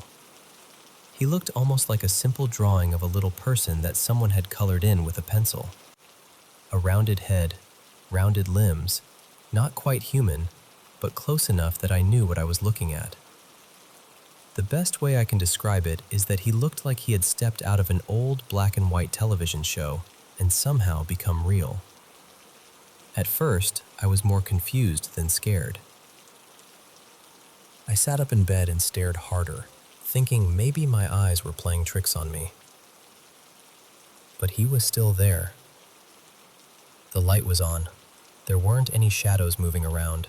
Nothing was flickering. I could see the landing, the door, and that little gray figure sitting on top of it. I don't remember him moving. I just remember the whistling and the way he sat there like he belonged in the quiet of the house. The next morning, I told my parents and my brothers what I had seen. They laughed. Not in a cruel way, really. More like they thought I had dreamed it or imagined it. And honestly, the story became a family joke after that. Even now, years later, someone will bring up the little gray man on the door and laugh about it. But I still think about it, because I know I was awake, I know the light was on, and I know what I saw sitting there. So I have to ask, has anyone else ever experienced something like this? Because more than 20 years later, I still wonder what in the world that little gray figure could have been.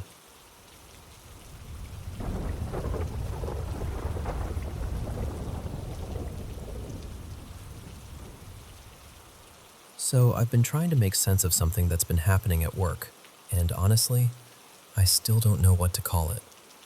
Maybe it's paranormal. Maybe someone is living somewhere they shouldn't be. Maybe there's something suspicious going on that has nothing to do with ghosts at all. I keep turning it over in my mind, and every explanation feels possible in its own strange way. I work as an in-home caregiver, so I spend a lot of time inside clients' personal homes. Back in January, I started working with a new client. I'll call her Mrs. Hallie. She lives alone in this large, older house. Her husband passed away, they never had children, and she has a power of attorney who handles her affairs. When I first started there, she was also new to our agency, so I was one of the first caregivers assigned to her. On my very first shift, I relieved another caregiver who had worked overnight. She gave me the usual rundown about Mrs. Halley's care, but then she lowered her voice and told me the house felt creepy. She said that all night she'd heard noises upstairs, footsteps running back and forth, furniture dragging across the floor, and she said it happened almost like clockwork, hour after hour. That alone unsettled me, because Mrs. Halley lives alone. No one is supposed to be upstairs. In fact, we are not allowed to go upstairs at all.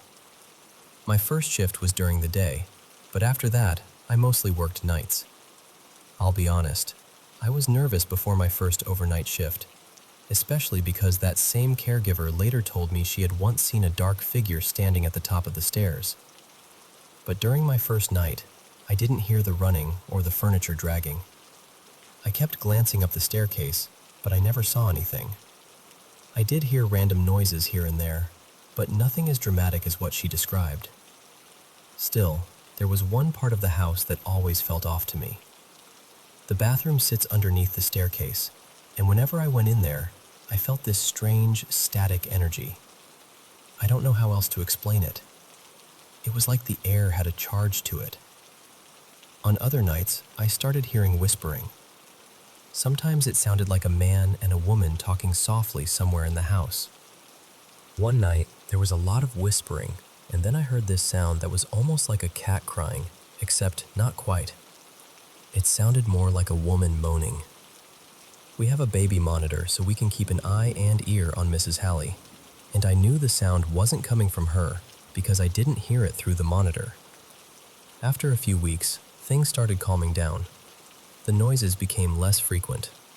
A lot of us caregivers began wondering if maybe Mrs. Halley's husband was still in the house somehow, watching over her. From what I understand, they were very private people. They didn't like strangers in their home, and Mrs. Halley has had a hard time accepting that she needs care around the clock now.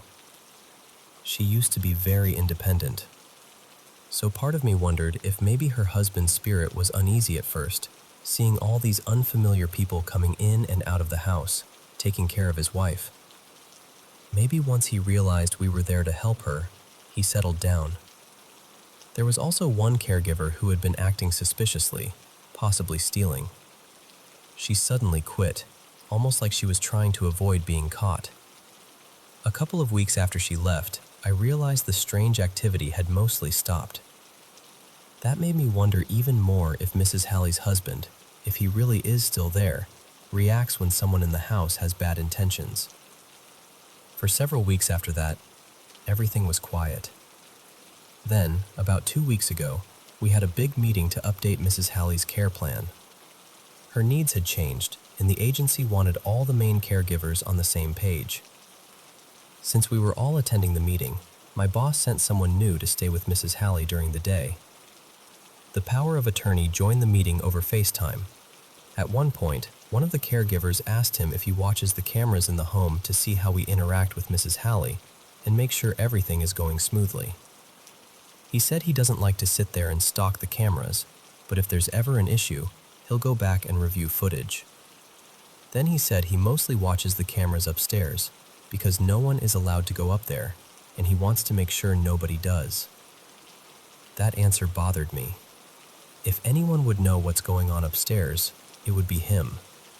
But whenever my boss has mentioned that caregivers hear noises up there, he apparently acts like it's nothing. That same day, after the meeting, I relieved the new caregiver for my night shift. She filled me in on what had happened while she was there, and what she told me genuinely rattled me. At one point during her shift, Mrs. Halley went to her bedroom to take a nap. The caregiver went toward the bathroom, and from that hallway, you can see the front door. When she turned the corner, the front door was standing wide open. We are never supposed to use that door. We enter and leave through the garage. The front door has a strong deadbolt, and when the caregiver went to close it, she said the lock was so tight she could barely get it locked again. She called my boss. The power of attorney checked the camera footage, and supposedly there was no sign of anyone opening the door. Mrs. Halley was asked if she wanted the police called, and she said no. But honestly, I would have called anyway. She isn't really in a position to make those kinds of decisions for herself, and after finding a locked front door wide open, I would need peace of mind. After that caregiver left, I closed the garage behind her. Mrs. Halley was so frightened by what had happened that she locked herself in her bedroom for the night. That created another problem, because the monitor had gone missing that same day. Mrs. Halley has never liked being watched constantly, and we later figured out she had probably hidden it or thrown it away. But at that moment, I had no monitor, and she was locked in her room, and she wasn't answering when I knocked. I called my boss and explained what was happening. My boss sent another caregiver, I'll call her Elena, to help me get the bedroom door open before we had to call the power of attorney or 911. While I was on the phone with my boss, I suddenly heard noises outside, near the driveway. I thought Elena had arrived, so I opened the laundry room door and was about to open the garage door. Then I stopped. The sounds were coming from right outside the rolling garage door. It sounded like heavy things being dragged back and forth, followed by banging. My boss told me Elena was still on her way, so it couldn't have been her. It wasn't windy. The neighboring houses are too far away for the sound to have been someone moving trash cans nearby. This sounded like it was right there in Mrs. Halley's driveway. Eventually, Elena arrived and I let her in. After I knocked harder and called to Mrs. Halley more loudly, she finally opened her bedroom door. We checked on her and made sure she was okay. She agreed to leave the door cracked open slightly so I could check on her throughout the night. We never found the missing monitor. My boss replaced it with a new one. Later, my boss told me Mrs. Halley had experienced break-ins in the past, and that's part of why she's so paranoid about the front door. Since then, I've started keeping a taser with me when I work there. And now, I don't know what to think. Part of me really does believe Mrs. Halley's husband may still be in that house, and I don't feel like he's harmful. If anything, I feel like he might be protective. But the front door opening, the past break-ins, the noises outside the garage, and everything about the upstairs area make me wonder if something else is happening too. Maybe there's a squatter. Maybe a frogger. Maybe the power of attorney is hiding something upstairs. No one is allowed upstairs. There are cameras up there, so I can't sneak up and look, even though I absolutely would if I thought I could get away with it. Every caregiver has reported hearing sounds from that area, and my boss has admitted that everyone is curious about it. There was also a recent situation where Mrs. Halley got injured, and my boss wanted the power of attorney to check the camera footage to confirm what happened. I said I was worried there wouldn't be footage, because there isn't a visible camera in her bedroom. That's when my boss said, "The power of attorney has more cameras than we can see." So now I'm wondering, are there hidden cameras in the house? And if so, where? Why is he the only person with access to them? Why is he the only one allowed upstairs? Mrs. Halley has close friends who help her, not just him. And from what I understand, they aren't allowed upstairs either. The thing that keeps bothering me is this. He doesn't seem especially concerned with watching how we care for Mrs. Halley. He seems most concerned with making sure nobody goes upstairs. Every other client I've had with cameras had them because family members, or a power of attorney, wanted to make sure care was being handled properly. They checked interactions, safety, routines, all of that. But here, the focus is upstairs. So I'm stuck between a few possibilities. Maybe Mrs. Halley's husband's spirit really is there. Maybe he's protective. Maybe he reacts when something is wrong. But maybe there's also something very human going on inside that house, and I don't know how to find out. I can't place my own cameras because it isn't my home. I can't sneak upstairs without probably being caught. I don't know where any hidden cameras might be, because everything looks normal. All I know is that something about that house feels unfinished. Like there's a closed door inside the story, and everyone keeps pretending not to hear what's behind it.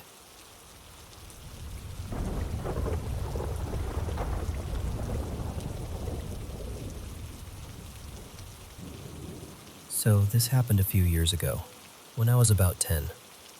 My parents both worked long hours in healthcare, so it wasn't unusual for them to be out late. And that night it was just me, my older sister Annie, and my little sister Belle at home. It was already dark outside, getting close to bedtime, and Annie wanted us to finish a few chores before we went upstairs.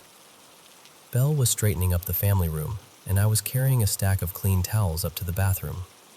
In our house, to get to the stairs, you have to pass the front door, and the front door had these decorative glass panels that gave you a clear view of the cul-de-sac and the street lamp outside. I remember I had these towels piled up in my arms, and I just happened to glance through the glass. Standing out there, right under the streetlight, was this dark figure. At first, I didn't panic. One of our neighbors used to walk around late at night pretty often, so I honestly thought it was probably just him. I started to turn away and keep going toward the stairs. And then I felt it. You know that feeling when the back of your neck prickles and every instinct in your body tells you something is wrong? That happened before I even heard the noise. A second later, there was this loud bang against the front door.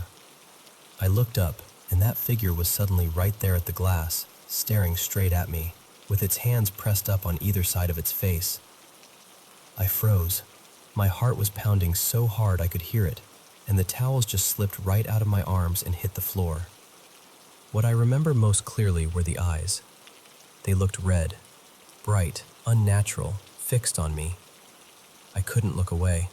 I felt like if I moved, something worse would happen. Then Annie came around the corner and said my name, kind of confused, asking what I was doing. I turned and looked at her, and I must have looked terrified because her whole face changed. She pulled me away from the door and kept asking me what happened, what I saw, if I was sure. Then she asked me one question that made everything feel even worse. She asked, "Did it touch you?" That scared me more than actually seeing it. She took me into the living room where Belle was and sat us down while she called our mom. I didn't hear every word, but I heard enough to know this wasn't the first time something like this had happened in our family. Annie told my mom that what I described sounded like the same thing Mom had talked about from years earlier, back when they lived in a trailer in a wooded area. Apparently, when Annie was very little, my mom had put her to bed one night and gone to check on my older brother in the other room. Before she even got there, Annie started screaming in a way my mom said she had never heard before, like she was genuinely hurt.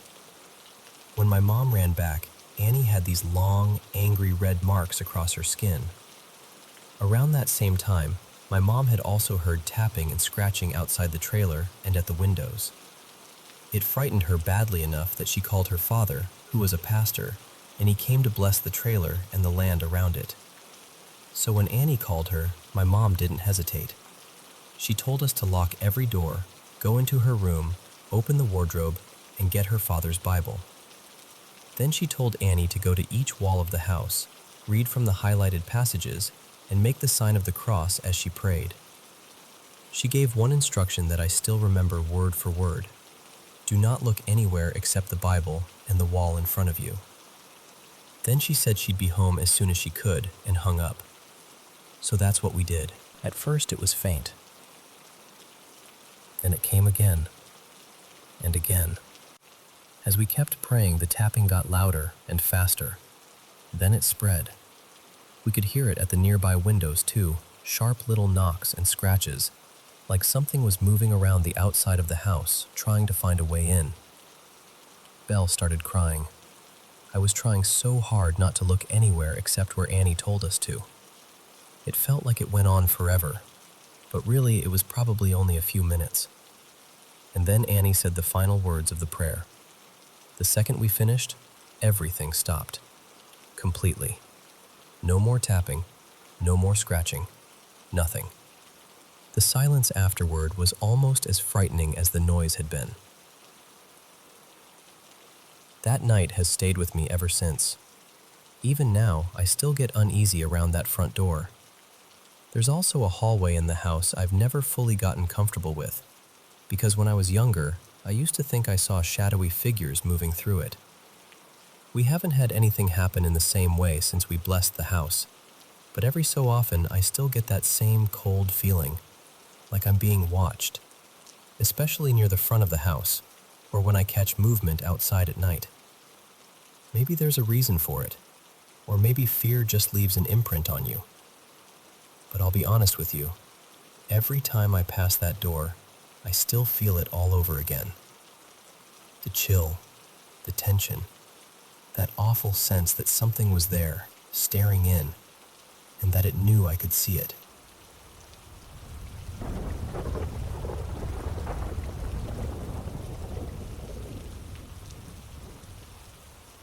So, let me tell you about the house I grew up in, because honestly, I still think about it all the time. I grew up in this massive old Victorian house in Newton Upper Falls, Massachusetts, not far from the Charles River and Echo Bridge. If you know that area, you know how eerie it can feel at night. The bridge sits over this deep, wooded gorge, and once everything settles down, all you hear is the river and those strange echoes carrying through the dark. It was beautiful, but it also had this heavy, unsettling quiet that got under your skin. The house itself dated back to the 1840s. It had originally been built by a family connected to one of the mills when that neighborhood was still a busy little mill village. And when I say the house was huge, I mean huge. There were 8 bedrooms spread across 3 floors, plus this tiny round room tucked up in the attic turret. There were back staircases hidden behind walls, odd little doors that opened into narrow passages, and these strange in-between spaces that made it feel like the house was keeping secrets. As a kid, it felt endless. The attic was one of the strangest places in the whole house. The plaster was crumbling, and all over the walls were signatures, dates, and messages from kids who had lived there long before us. Some of them went back to the late 1800s. It was like every generation had climbed up there and left proof that they'd been part of the house too.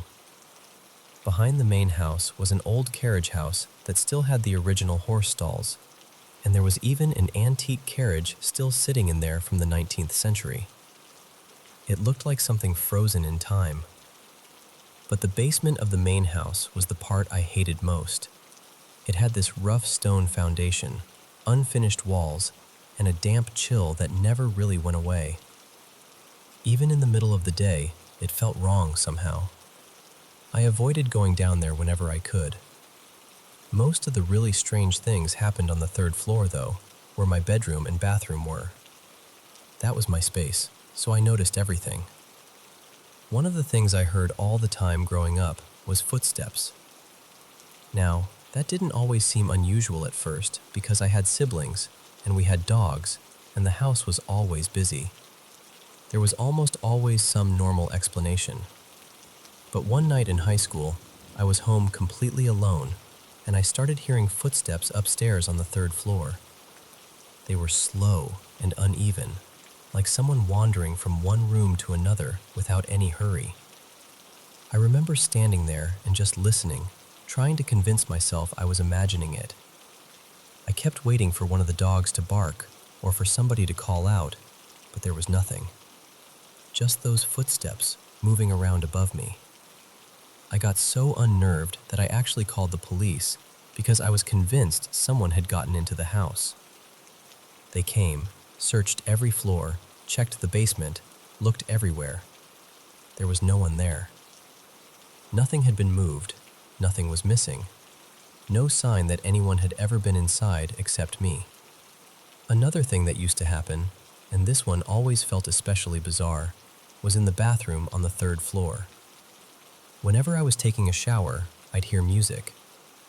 Not clear music exactly, more like old-fashioned singing, as if it were coming from some warped record player in another room. It had that scratchy, distant quality, and sometimes it sounded like it was catching on the same phrase over and over again. The strangest part was that it only happened when the shower was running.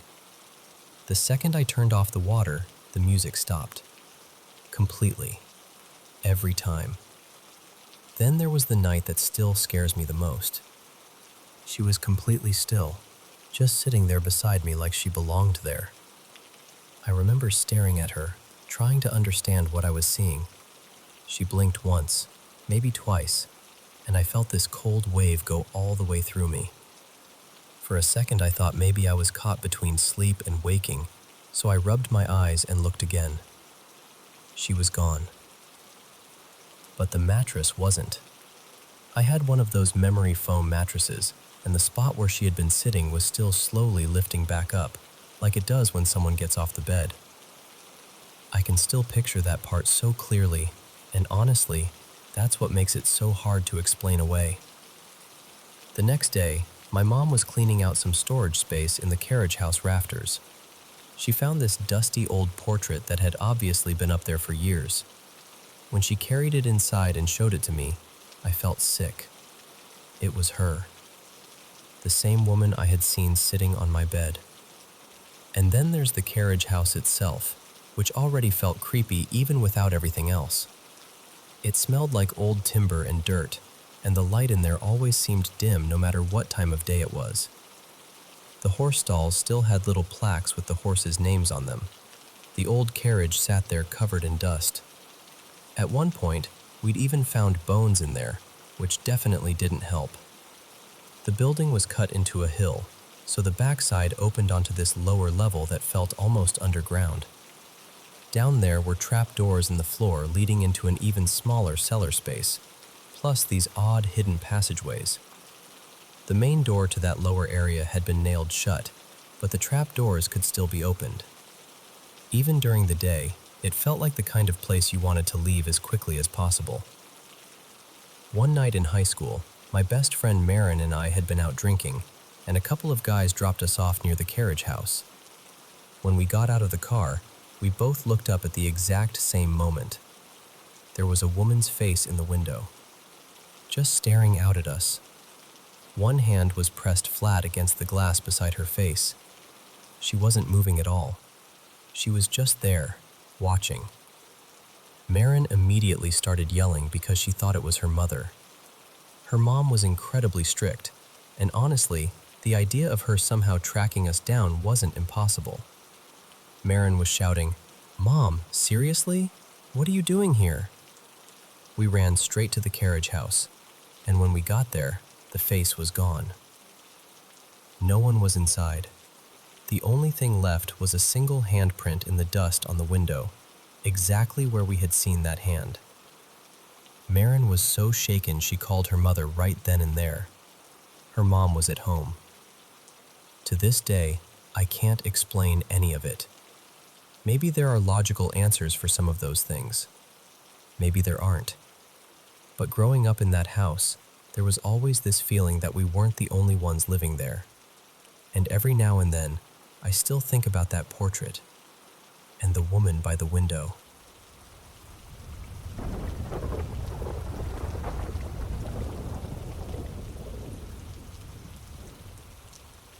For about the past 10 years, something has been happening to me over and over again.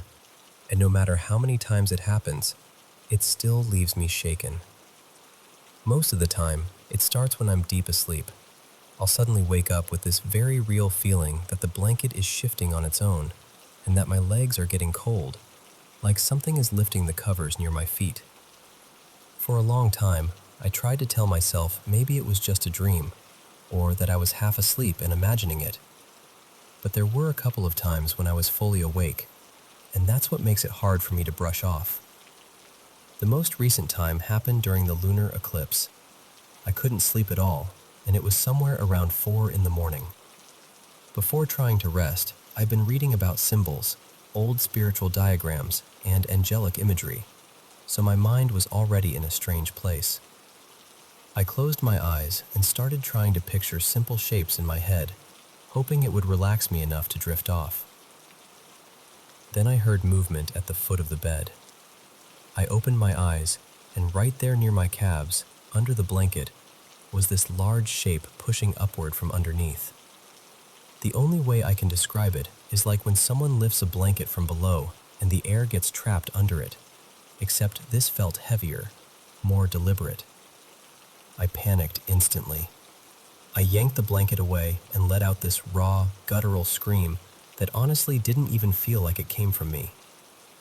Afterward, I decided I needed to do something, anything, to clear the energy in the room. As I walked over to open the window, I passed through this strange, very distinct smell right at the end of the bed, exactly where I'd seen that shape. The next day, I even noticed my cat sniffing around that same spot like something had been there. That same night, I also thought I saw a small white orb near my head.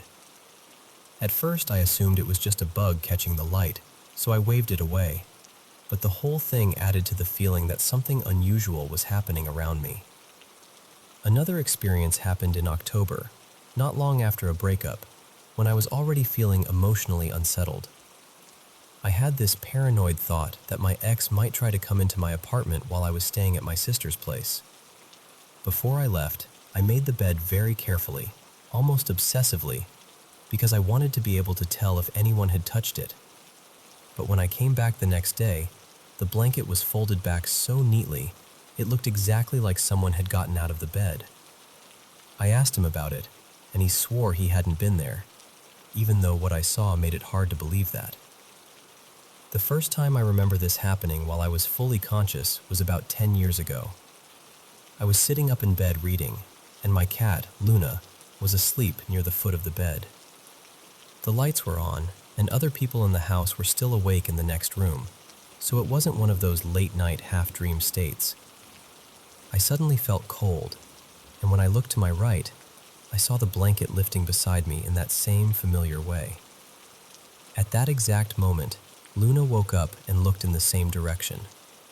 We both watched the blanket settle back down, and then immediately after that, the curtains on the opposite side of the bed moved, like a breeze had passed through them. But the window was closed, and there was no fan running. What stays with me most is that my cat followed the whole thing with her eyes, from the blanket to the curtains. If she hadn't reacted too, I probably would have convinced myself I imagined it. But I haven't been able to explain any of it away, and that's what's been weighing on me. This has been happening for so many years now, and it's gotten to the point where I dread going to sleep, whether I'm alone or not. I just can't shake the feeling that something is there sometimes, something I can't understand.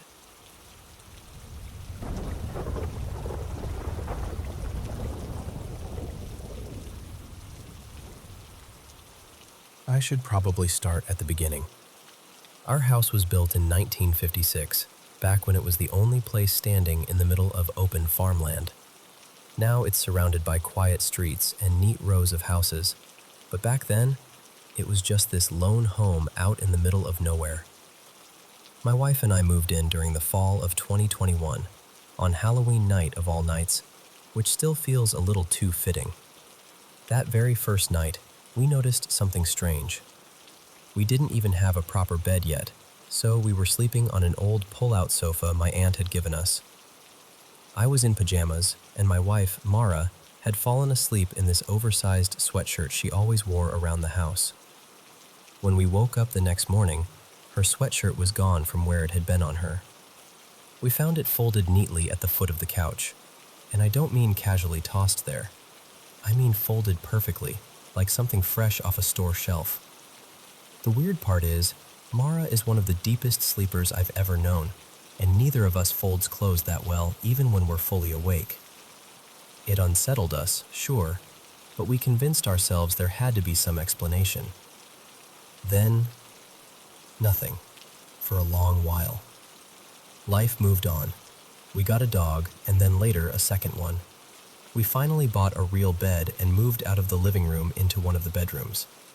Things felt normal again, until one night the following autumn. I had just turned off the lights in the living room and was heading down the hallway toward our bedroom.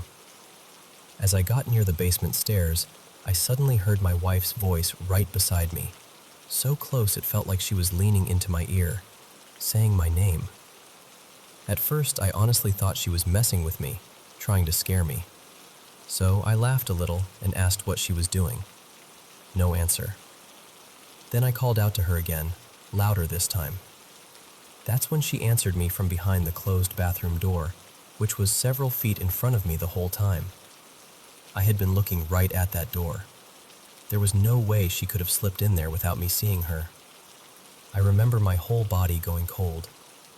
I rushed to the bathroom and told her what happened, and for the first time, I was genuinely scared in that house. That same season, other things started happening too. Dishes would be in different places than we left them. Cabinets we knew we had shut would be hanging open. Once, it even looked like the front door had opened on its own while no one was home. I tore through the house after that. I checked the attic, the basement, every closet, every space where a person could possibly hide. Nothing. No sign of anyone. No explanation.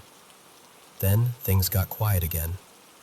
For a couple of years, the only odd moments were the dogs. Every now and then, they'd suddenly go rigid and stare across the house at absolutely nothing we could see. You know how pets do that sometimes, and we kept telling ourselves that's all it was. Something ordinary, something explainable. But a few nights ago, things changed. I woke up around 3 in the morning to the basement door shaking. Not just creaking, shaking. The handle was rattling like someone was on the other side, trying to get in from the stairs. I just froze there listening. I wasn't about to open it, so I got up and jammed a chair under the handle instead. And here's the part that really got to me. Since the day we moved in, that basement door has had one of those old chain locks mounted on the outside, even though the chain itself is long gone. I never thought much about it before. That night, I started wondering why it had ever been there in the first place. Eventually, the rattling stopped, and somehow I managed to lie back down, though I didn't really sleep. Then, last night, it happened again, but worse. Only this time, I also saw someone. For the first time, there was an actual figure. An apparition, I guess. And the strangest part was that it looked like a man. That's the part I can't make sense of. My wife and I keep trying to rationalize all of this. We check the carbon monoxide detectors constantly. We've prayed. We've saged the house. We've gone through records trying to find any history, deaths, accidents, anything that might explain what's happening here. But we've found nothing. And whatever this is, it feels different now. It doesn't just feel strange anymore. It feels hostile, like something in the house has shifted. So I keep asking myself the same questions over and over. What is this? Who is it? And why does it feel like it's getting worse? Honestly, I don't know what our next step is supposed to be. I don't know if there's a logical explanation we're missing, or if I'm just losing it. But I know what we've heard. I know what I saw. And I know this doesn't feel like my imagination anymore.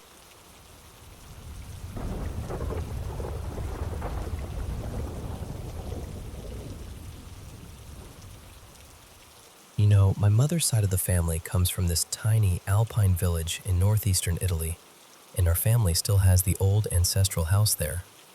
It's one of those places that seems to carry its whole history in the walls.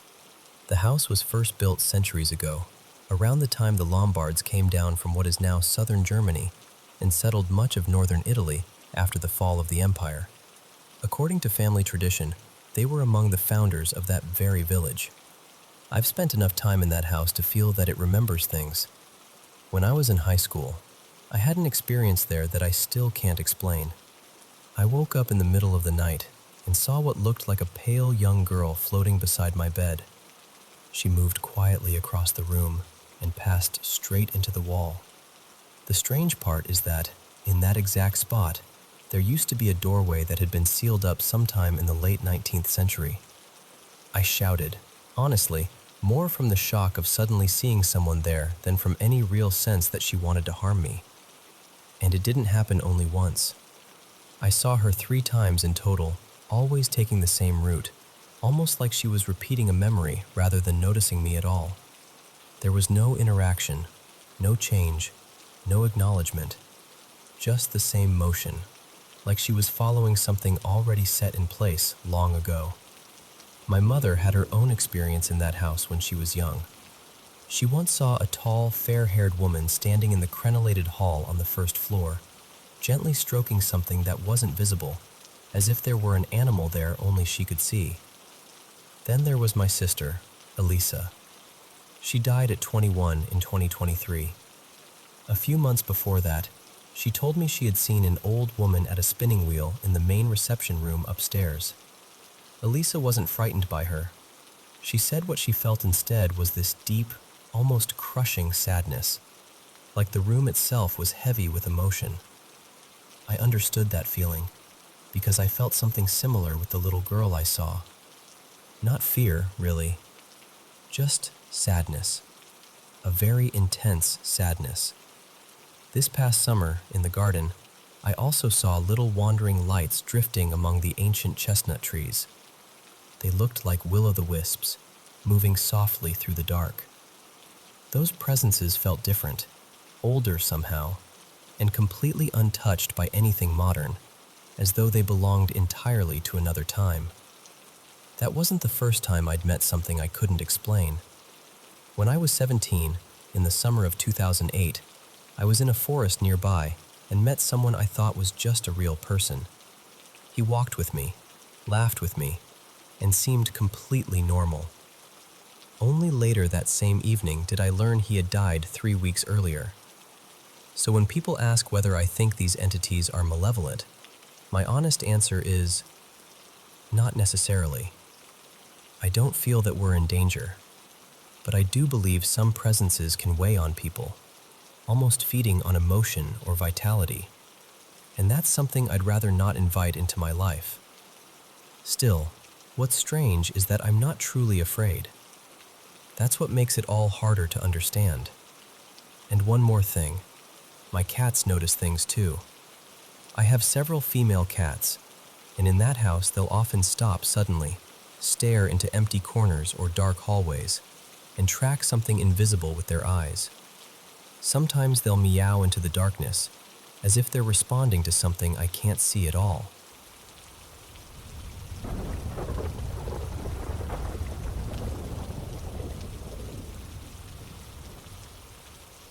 You know, this happened to me in early February, and it still messes with my head a little when I think about it.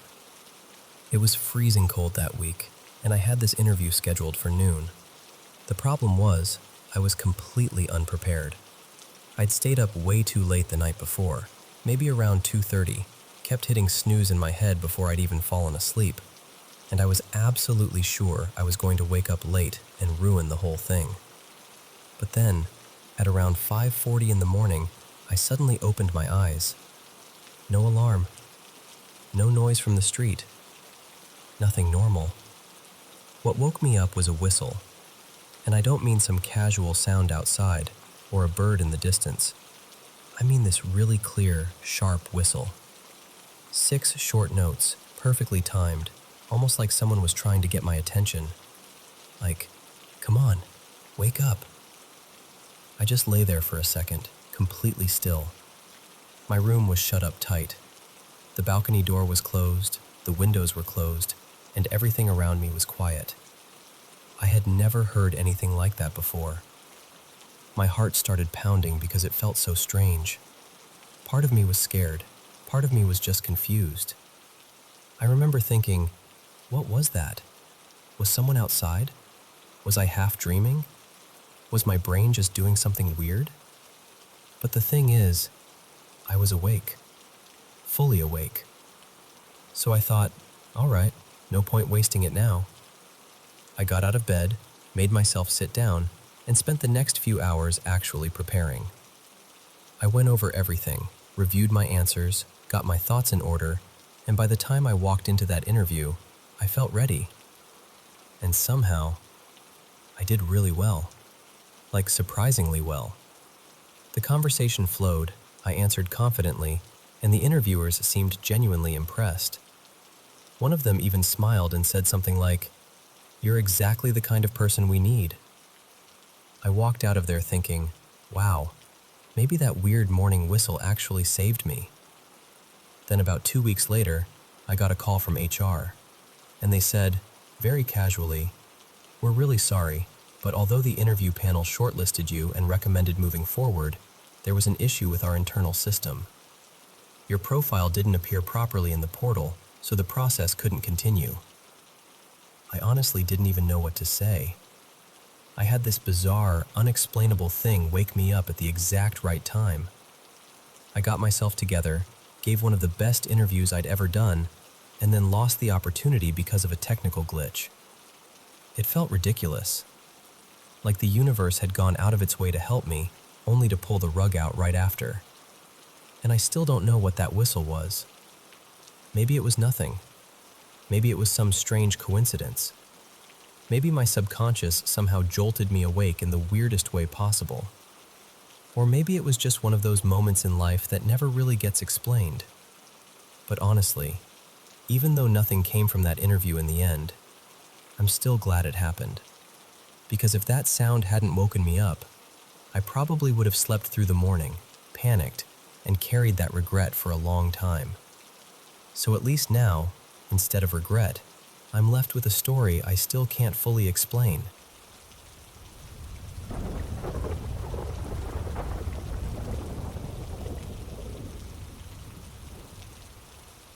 So we moved into this house in April 2024, and from the very beginning, something about it just felt wrong. You know when a place looks fine on the outside, everything seems normal, but the energy inside never quite settles? That's what it's been like for us. At first, I kept telling myself I was overthinking it. I'm the kind of person who likes to find a logical explanation for things, but after months of the same strange patterns, it's getting harder to brush it off. The biggest thing has been the TV in my bedroom. It's a smart TV, and somehow it keeps turning itself on in the middle of the night, usually 2 or 3 times a week, almost always between 3:10 and 3:40 in the morning. I looked it up, and sure, apparently smart TVs can glitch and turn on by themselves. But what unsettles me is how specific the timing is. Why does it keep happening in that same little window? And the strange part is, I've started waking up around then too. I sleep with my watch on, and when I check the time after waking up suddenly, it's almost always just after 3 a.m. Most of the time, I wake up from dreams. But these dreams don't feel like regular dreams. They're vivid in a way that's hard to explain. I keep seeing faces of people I don't know at all. Not blurry dream faces either. I mean clear, detailed, unforgettable faces. Sometimes they just look at me in silence, which is unsettling enough. But one time, there was a man who looked directly at me and said, "You don't need to be scared." And honestly, that should have been comforting, but somehow it made everything even stranger. I don't get the feeling these people want to harm me. It's more that they feel real. Too real. And the thing is, it isn't only me noticing weird things. My sister Marin kept hearing what sounded like a cat crying somewhere inside the house when we first moved in. Not a normal meow, but that awful, distressed sound that makes you stop and listen. She heard it more than once, and it always seemed to come from inside, not outside. My mom has her own thing with the kitchen. There's a mirror in the hallway just off to the side, and she absolutely hates being alone in there at night. She says she always feels like someone is watching her through that mirror, or like she catches movement just out of the corner of her eye. My dad's been affected too, maybe the most in some ways. He hasn't slept properly since we got here. He's dealing with constant insomnia now, and both of us have heard these knocking or thumping sounds coming from the ceiling late at night, like footsteps or someone shifting something around upstairs, except there's never any clear source for it. What makes it harder is that it's not just the creepy stuff. Since moving here, our lives in general have felt heavier.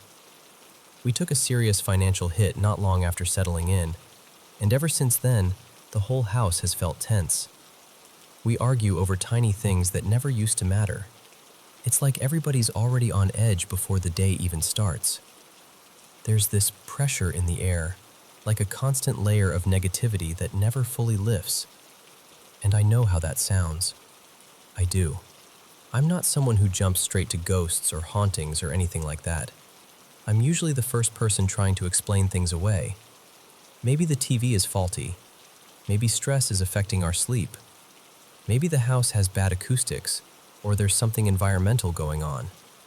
But when you put all of it together, the TV turning on, the strange dreams, the sounds, the tension, the awful luck, it starts to feel like more than coincidence. I'm open to practical advice, spiritual advice, whatever honestly helps.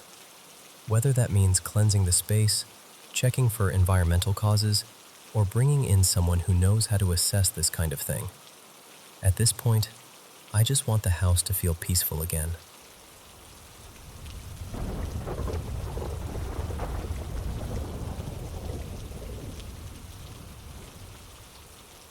Honestly, I still don't know how to talk about this without feeling that same weight in my chest.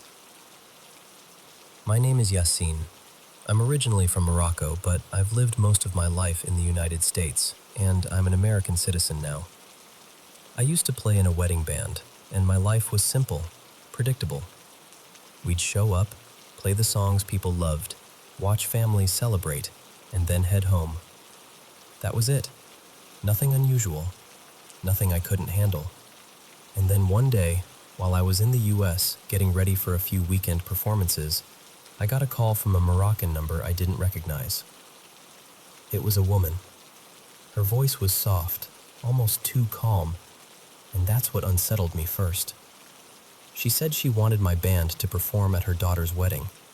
She told me she had found my number on an old card from years ago, back when I still played events in Morocco.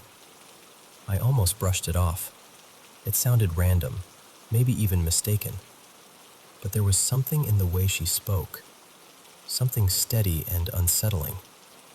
I can't explain it properly, but I agreed before I had really thought it through. A week later, I flew back to Morocco with the band.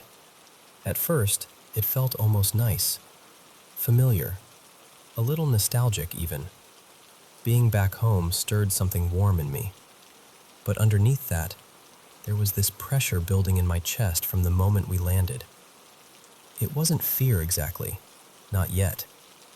More like a warning my body understood before my mind did. When we arrived at the venue, everything looked normal. Beautiful lights, round tables dressed in white and gold, families talking, children laughing, women adjusting dresses, men greeting one another. It looked like any elegant wedding hall you'd expect.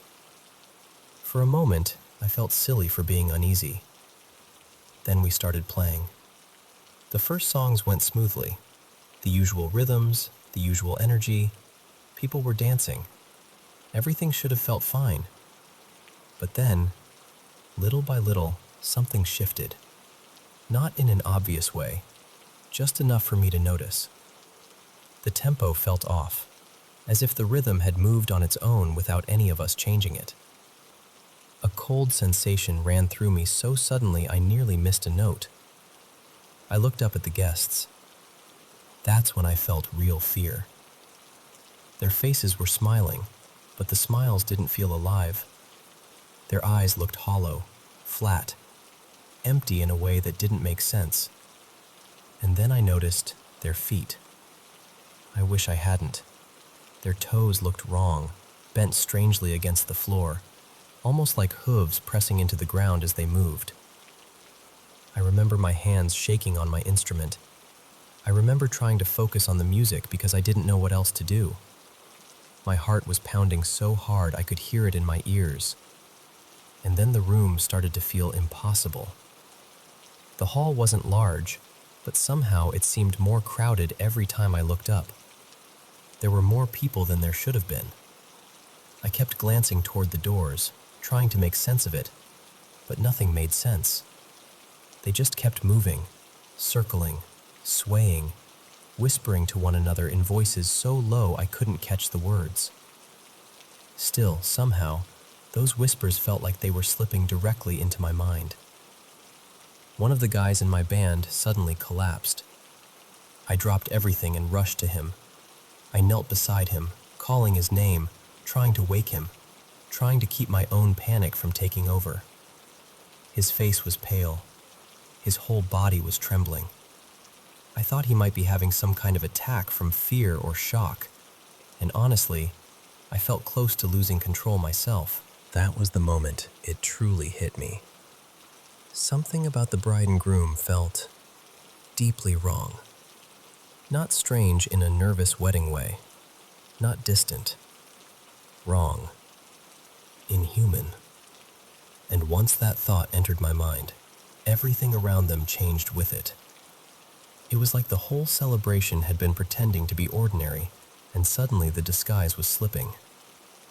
I went back to the band and whispered, barely loud enough for them to hear, "Keep playing. Don't stop. Whatever happens, don't let them know we know." Even now, I can still hear my own voice shaking. After that, time stopped making sense. Maybe we played for an hour. Maybe it was only 20 minutes. It felt endless. The air in the room grew hotter and heavier. The whispers around us turned into quiet laughter, and the laughter echoed inside my head in a way that made me feel trapped.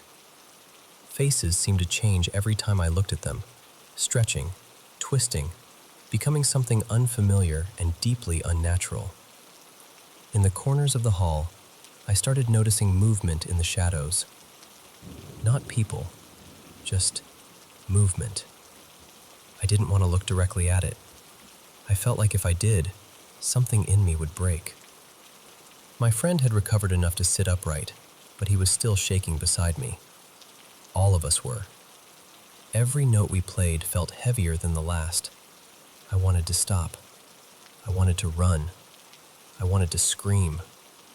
But fear had wrapped itself around my chest so tightly I could barely breathe, let alone speak. And then, just before dawn, we heard the Fajr Adhan. The moment that call to prayer rose in the distance, the whole atmosphere changed. I can't describe it any other way except to say the air felt pierced, like something invisible had been interrupted. The sound reached the hall, and for 1 second, everything around us seemed to react to it. The music in our hands felt wrong, like it had been connected to something we were never meant to touch. Then the lights went out. Completely. Not a flicker, not a dimming, just instant, total darkness. And in that darkness, everything stopped. When there was finally enough light to see again, the hall was empty. No bride, no groom, no guests, no dancers, no laughter, no whispering.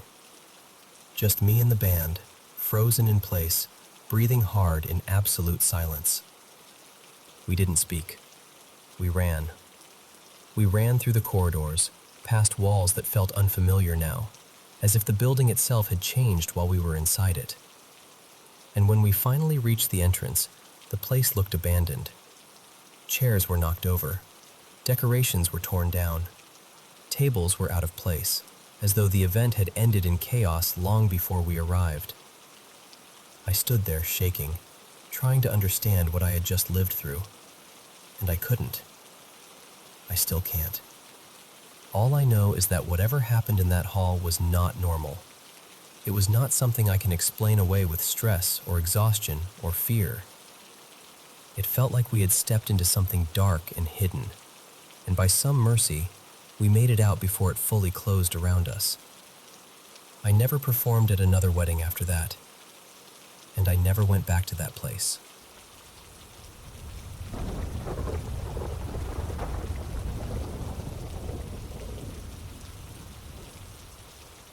I was about 6 when this happened, so some of the smaller details are blurry now, but the feeling of it has stayed with me all these years. Every summer, my family would go on vacation to this little coastal town. It was semi-rural, very quiet, and the kind of place where everybody seemed to know a story about something strange. People talked about all kinds of local legends, things in the woods, lights in the sky, old spirits, that sort of thing. I won't say exactly where it was because it's a very small town, but it definitely had that atmosphere. We stayed in the same old house each year. It wasn't ancient, but it had some age to it. It had 3 bedrooms, a couple of bathrooms, a living room, a kitchen, and this enormous yard. When I say enormous, I mean big enough that, as a kid, I thought you could fit a whole little football field out there. My older brother and I shared a bunk bed in one of the bedrooms, and from where we slept, we had a clear view of the window. That window looked right out onto the yard. And on a lot of nights, not every single one, but most of them, around the same late hour, maybe 1 in the morning or so, I would see what looked exactly like the silhouette of a person standing in that window. Not a normal shadow either. It was dark, but faintly see-through at the same time. Just this human shape, standing there. It would stay until sometime before sunrise, and then it would be gone. My brother, who's a few years older than me, saw it too. He's always been the skeptical one, always trying to explain things away, but even he admitted it was there. What made it stranger was the way the window was positioned.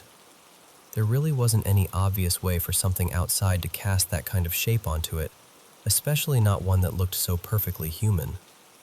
One night, my grandparents accidentally left the door unlocked, and little 6-year-old me decided I was going to deal with it myself. Looking back, that was either wildly brave or unbelievably dumb. I snuck outside in the dark and walked all around the house. I checked the front yard, the back, the whole big field, everything. I remember expecting to find some simple explanation, maybe moonlight hitting a tree at a weird angle, something like that. But when I looked up, the sky was dark. I specifically remember there barely being any moon at all. No obvious light source, no person hiding out there, nothing. So I went back inside, feeling disappointed more than anything, because I thought I was finally going to solve it. But when I walked back into the bedroom, the figure was gone. That was the part that stayed with me.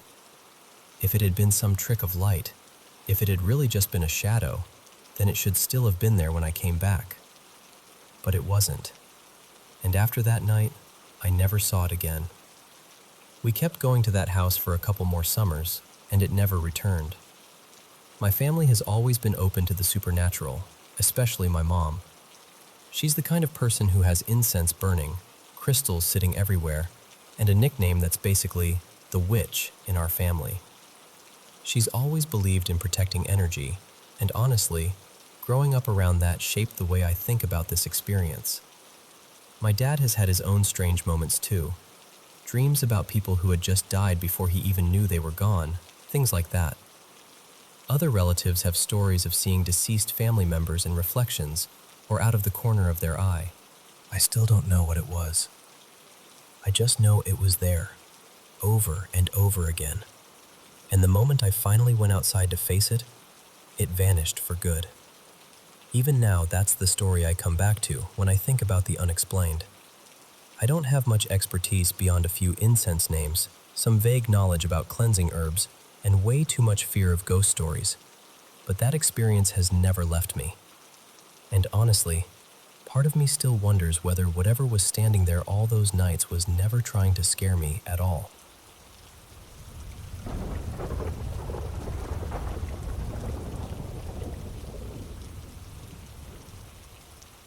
I've been wondering about something for a long time, and honestly, I still don't know what to make of it. My father passed away about 15 years ago, and since then, I've only dreamed about him a handful of times. What stands out is that every time I do, it feels deeply meaningful, even though he never really speaks. It's more like his presence says everything. The first dream was the most comforting one. In it, I knew he had already passed, but somehow I was still able to reach out and touch him. There was this soft glow on his back, almost like light was coming through him, and when I touched him, he felt warm, like he was truly there.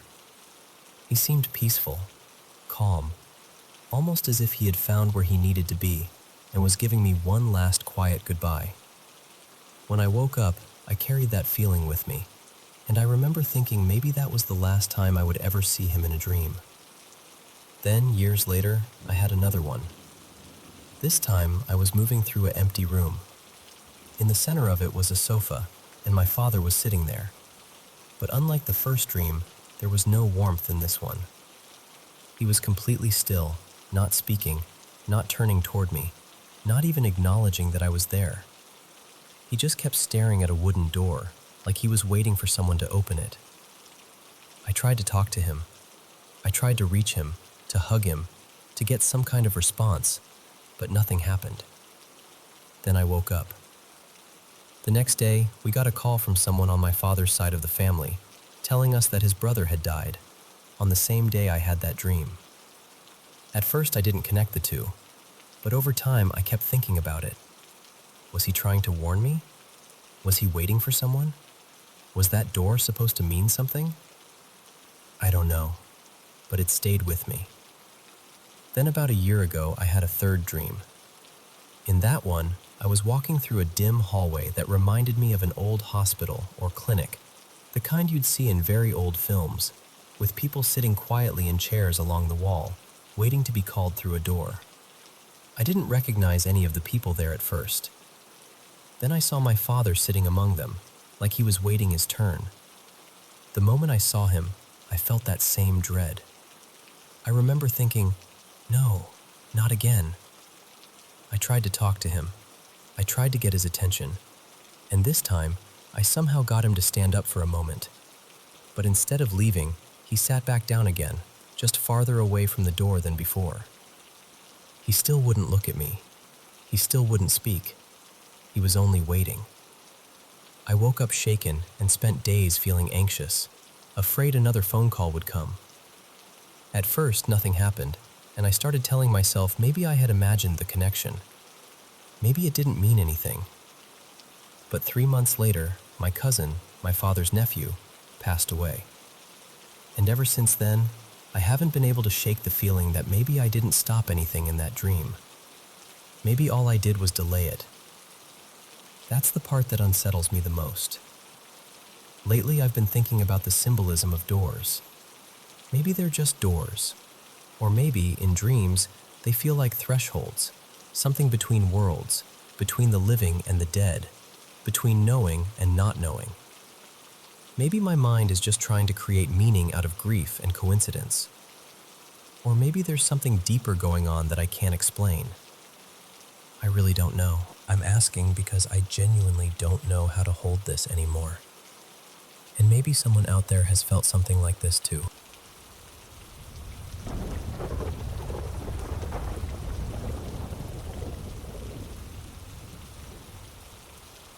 You know how some stories stay in a family so long they start to feel almost alive? This is one of those stories for us. My mom, Rebecca, had this tight little friend group growing up.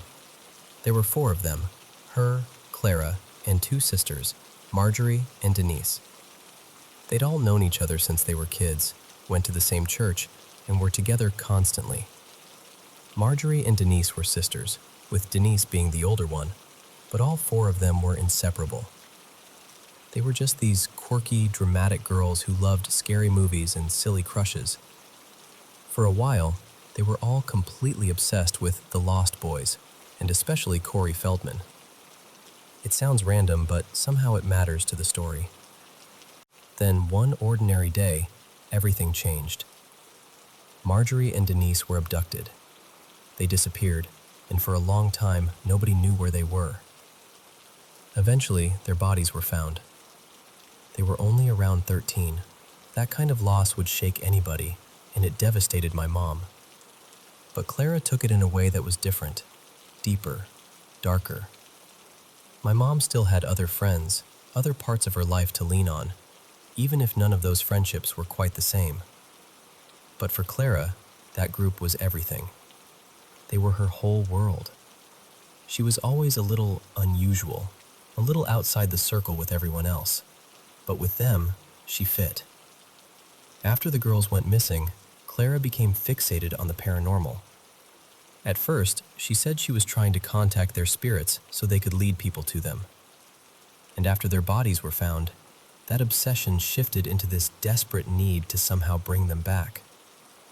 Around the same time, her crush on Corey Feldman turned into something intense and unsettling. She covered her walls with posters, wrote stories, talked about him non-stop.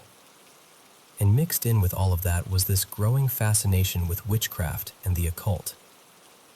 My mom stayed friends with her for a while, but she was scared. She kept trying to pull Clara back to reality, to get her to be herself again.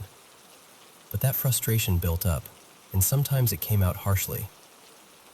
I think my mom was young and overwhelmed and didn't know what to do with someone unraveling right in front of her. Then one day, Clara told her if she couldn't bring the sisters back, then maybe she and my mom should go to them instead, by ending their own lives. That was the breaking point. My mom reported her to the school and to their parents, and adults stepped in fast. Clara knew who had spoken up. Before she was sent away to a psychiatric hospital, she supposedly told my mom she had cursed her. After that, they never spoke again. And that might have just been the end of a tragic childhood story. Except life after that was hard in ways that have always felt strange to us. My parents had me when they were still teenagers. We grew up in poverty. There was constant family conflict, constant illness, constant instability. My dad had severe psychological episodes. My mom was always sick. My sister and I both ended up with genetic conditions and birth defects that aren't disabling, but are rare and oddly tied back to my mother's side. And people around us seem to die in bizarre, untimely ways so often that for a stretch of time, it felt like we were going to 2 or 3 funerals every year. My mom and I have both been victims of random crimes more than once. We've had nightmares that overlap in ways that are hard to explain. One night stands out more than anything. Even little things in our lives feel strange sometimes. My mom and I both love gardening, but for some reason, seeds never work for us. We can plant anything, take every precaution, do everything right, and the seeds will sprout, and then die almost immediately. We've learned we have to buy mature plants instead. And the weirdest part is that whenever we get especially attached to a favorite plant, it seems to die right away. My sister's experience has been different, but still difficult. She struggles with this unusual mix of emotional dysregulation and panic issues, and doctors have circled around diagnoses like autism without ever landing on something that fully fits. Nothing has ever felt simple or clear. So all of this has left this question hanging in the background of our family for years. My mom is deeply religious, very devout, very Baptist, and she has no interest in going looking for anything occult or curse-related. But I know she has her suspicions. When I was younger and started questioning Christianity, she told me this whole story and basically said that if I ever wanted to look into it, I could. And ever since then, I've carried that question with me. Because I joke sometimes that I'm the friend who casually drops traumatizing backstory number 73 into conversation. But the truth is, there really has been an unusual amount of pain, loss, and unexplainable experiences in our lives.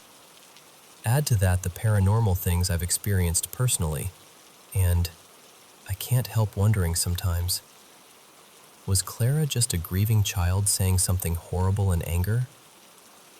Or could my family really be cursed?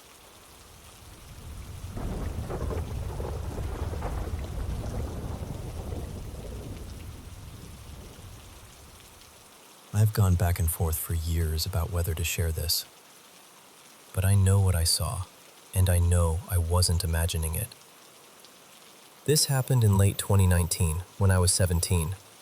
My mom had sent me to a girls' reform program in Georgia because I'd been using psychedelics and, honestly, I was already starting to feel like I was noticing things I couldn't explain. The place had a very strict religious environment, really intense and heavily Pentecostal, with rules about everything.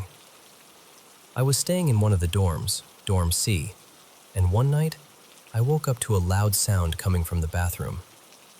I slept on the top bunk, and I remember sitting straight up, fully awake. I was not dreaming, and it wasn't sleep paralysis. I looked at the clock, and it was exactly 3 a.m. We weren't allowed to get out of bed during the night unless we got a staff member, so I just stayed there, trying to figure out what I'd heard. Then I saw her. A woman stepped out of the bathroom, and she was unbelievably tall, at least 7 feet, maybe more. Her skin looked pale, almost gray, and she had long black hair falling over parts of her face. She was wearing a long white gown with sleeves, almost like an old-fashioned night dress. The way she moved was slow and heavy, like she was carrying deep grief. I can't explain it any other way except that sadness seemed to pour off of her. She walked over to one of the girls' bunks and bent down. Because she was so tall, she had to lower herself just to get close to the girl's face. It looked like she either breathed something into her mouth or pulled something out of her. I still don't know which. Then she moved to another bunk and did the exact same thing. After that, she went and sat beneath the window in the dorm. She curled into herself, put her head down, and started weeping. Not loudly, but in this deeply sorrowful way that filled the room. Then, after a little while, she stood up and left. The whole time I felt completely frozen with this deep unease. In my head, I just kept repeating the name of Jesus over and over. What was strange is that she never once looked at me, like she either didn't notice me or chose not to. Later on, the two girls she had gone up to both started struggling in really serious ways. They had dark mood changes, talked about not wanting to be here, and just seemed unlike themselves. I didn't tell many people because I was scared of sounding crazy. But the next morning, the girl who slept in the bunk below me asked if I had seen anything strange during the night. When I told her what I saw, she got quiet and said she had seen the same woman too. That was the moment I knew for sure I hadn't made it up. Even after I left the program, I had girls reach out to me and tell me they were having disturbing dreams and seeing that same figure. So whatever it was, it didn't seem like it was just one isolated experience. I still think about that night. I still see her in my mind sometimes. The height, the hair, the grief, the way she wept by the window. And I still don't really have an answer. I just know that something was there.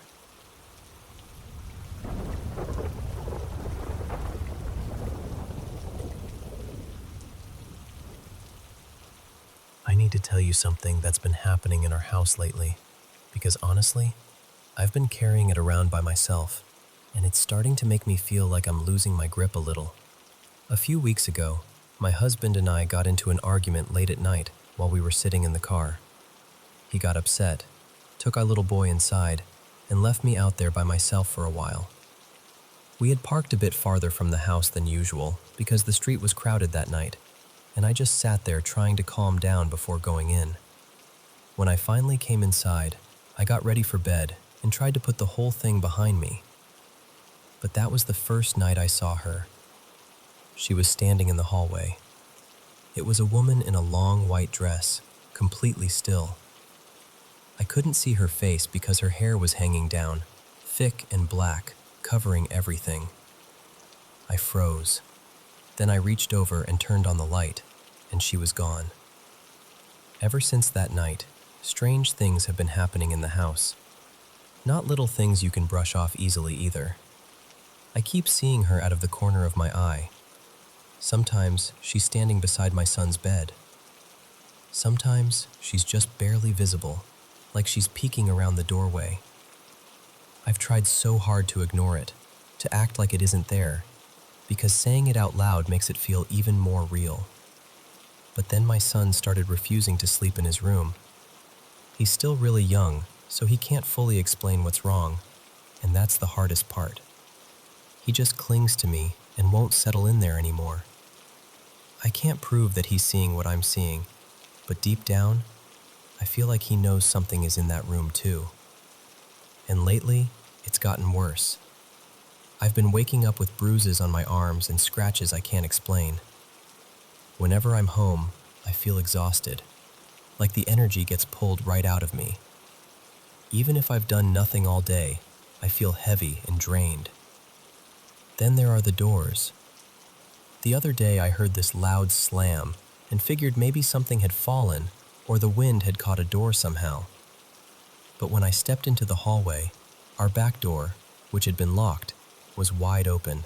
swinging back and forth on its own. That shook me more than I want to admit. Then tonight, I decided I'd had enough of glancing into my son's room every time I walked by and getting that awful feeling, so I closed his door all the way. Later, while I was in the middle of doing a few things around the house, I heard a creak. I assumed our dog had pushed open our bedroom door again, but when I turned around, it was my son's door, slowly cracked open. There were no windows open, no breeze, no reason for it. And there was one thing that happened that I still can't make sense of at all. One evening, I ran myself a bath because I just wanted to relax and clear my head. When I got in, I noticed the water was turning this ugly brownish-black color. At first, I thought it had to be something with the pipes, so I called my husband and told him to check it later. I drained the tub and tried again. Same thing. Dark, dirty-looking water. So I put my hand under the faucet to test it, and the water coming straight out was perfectly clean. Clear, cool, completely normal. But as soon as it collected in the tub, it darkened. By the time I let it out, there was this grimy residue left behind, and I had to scrub the whole tub clean afterward. His water was completely clear. Nothing unusual at all. He believes that something is wrong. He believes that I'm scared. But he's not the kind of person who notices spiritual things the way I do. He says he hasn't really seen anything, or if he has, he doesn't let himself dwell on it. I don't know what's in this house. I don't know why it seems attached to my son's room, or why everything feels heavier and darker lately. I just know that what's been happening feels real to me, and I'm tired of pretending it doesn't. At this point, I just needed to tell someone, because keeping it all inside has made me feel like I'm the one unraveling. And maybe I'm not. Maybe something really is here.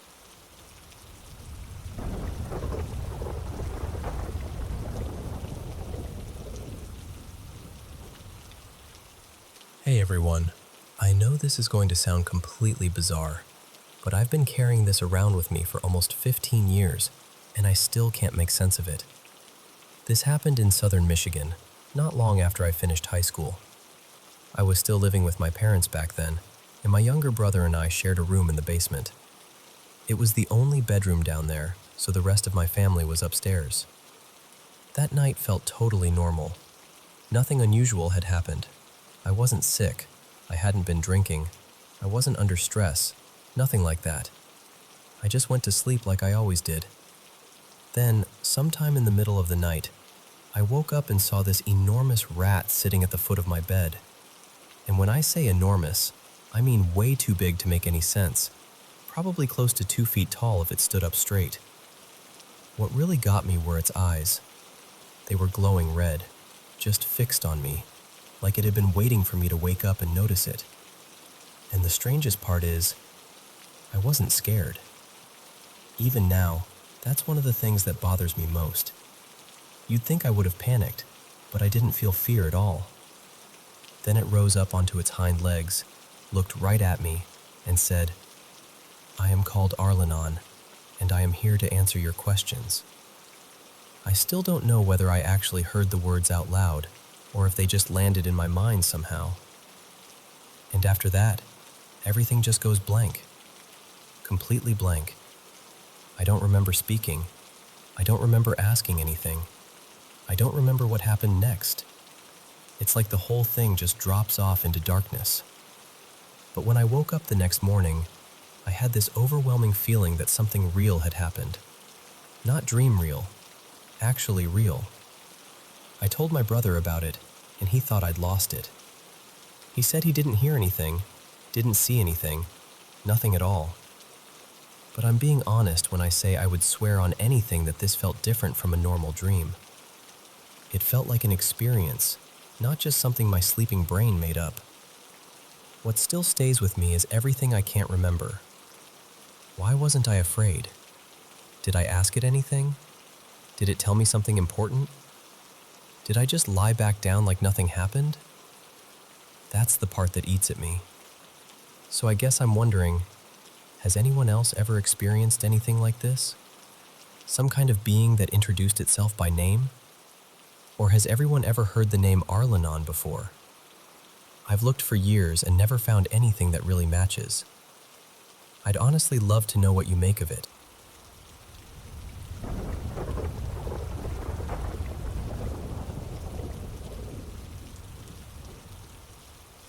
So my friend and I drove about an hour out today to this old, half-empty mall because we'd heard one of the outlet stores still had formal dresses. At first, it didn't seem that strange. We went into Diller's and everything felt pretty normal, just quiet. A little too quiet maybe, but still normal enough. Then we decided to walk through the rest of the mall, and that's when everything started to feel wrong. There weren't really any stores open besides the ones we'd already seen, but there were people scattered all over the place. Not many, but enough to notice. And I don't know how to explain it without sounding dramatic, but they didn't feel real.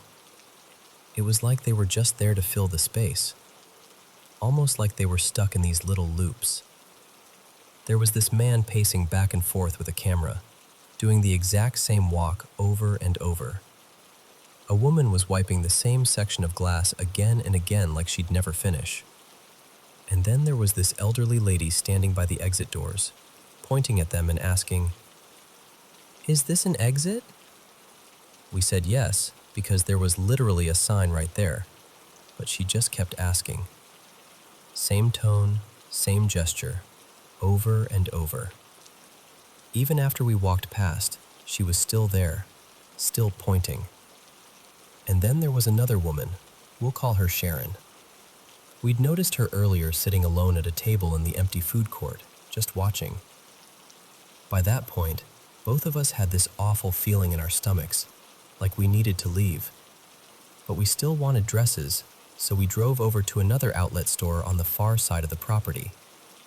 It wasn't attached to the main mall, so we had to get there by car. When we went inside, we realized we couldn't figure out how to get to the second floor. We spotted an employee and started toward her to ask, but somehow, by the time we got there, she was just gone. And when we turned around, Sharon was standing there. She was looking straight at us with this awful smile that didn't look natural at all. Her teeth looked dark, almost black in the lighting, and her eyes had this fixed, beady stare. It honestly made my skin crawl. We didn't say anything, we just walked away. A little later, we asked another employee how to get upstairs, and she told us the only way was to drive around to the parking structure because, apparently, the staff on each level weren't supposed to mix. Which was strange on its own, but what made it worse was the way she kept glancing off to the side while she said it, like someone was standing there listening. So we got back in the car, drove around to the upper level, and went inside. We were finally looking through racks of prom dresses when, out of nowhere, Sharon was there again, right beside us, looking through the exact same dresses.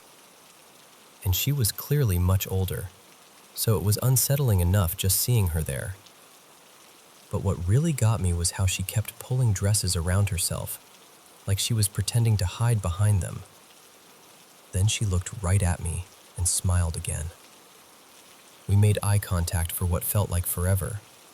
Probably only a few seconds, but it felt so long. Long enough that I just turned and hurried over to my friend. I told her, "She's following us." We both looked back, and sure enough, Sharon was behind us, trailing at a distance and ducking behind clothing racks every time we turned around, like she thought she was being subtle. It was one of the creepiest things I've ever seen. That's when it stopped feeling weird and started feeling dangerous. When we told some adults about it later, one of them said Sharon might have been trying to traffic girls. I'm 18, my friend is 16, and we were definitely among the youngest people there. So maybe that's true. Maybe there was a real explanation for her, at least. But honestly, what I still can't shake isn't just her. It's the whole mall. The people there didn't feel alive in the normal sense. They felt staged, rehearsed, like they were all playing parts they'd been assigned and had forgotten how to stop. Even the stores felt off, like time had stalled out there years ago. Most of the clothes looked like they were straight out of the early 2000s, and the music playing overhead was all old songs I hadn't heard in forever. The whole place felt frozen, like we hadn't just driven to an outlet mall. We'd stepped into something that had been sitting there, unchanged, waiting for us. And even now, I still can't decide what's worse, that those people were real, or that somehow they weren't.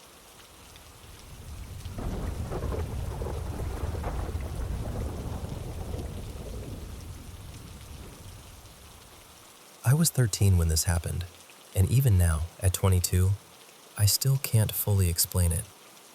I'm honestly a pretty skeptical person. I'm not someone who jumps to paranormal conclusions, and over the years I've tried to come up with some logical explanation for what we saw. But I still can't. This happened in rural England, in the East Midlands, where I grew up in a small farming village.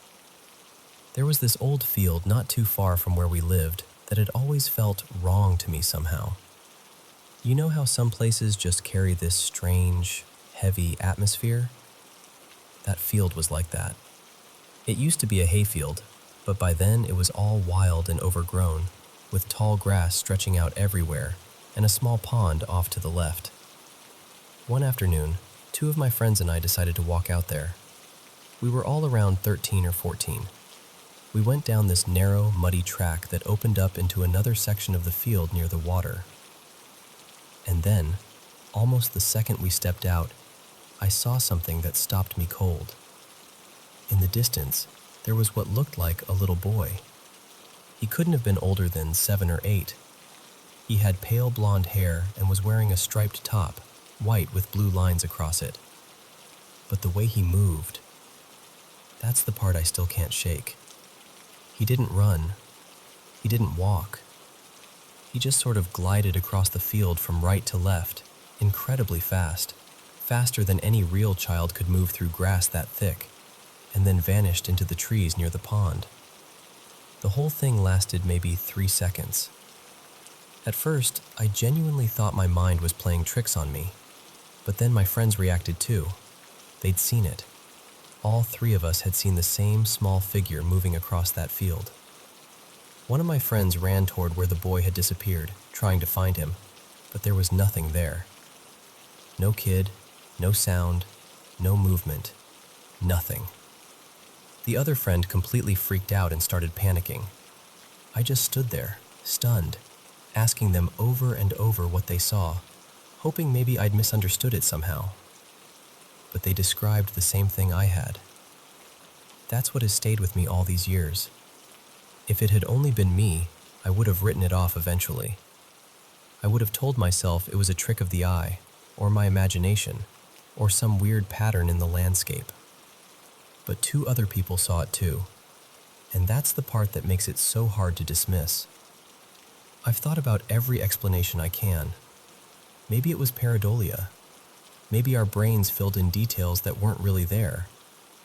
But the figure looked too clear, and the movement was too unnatural.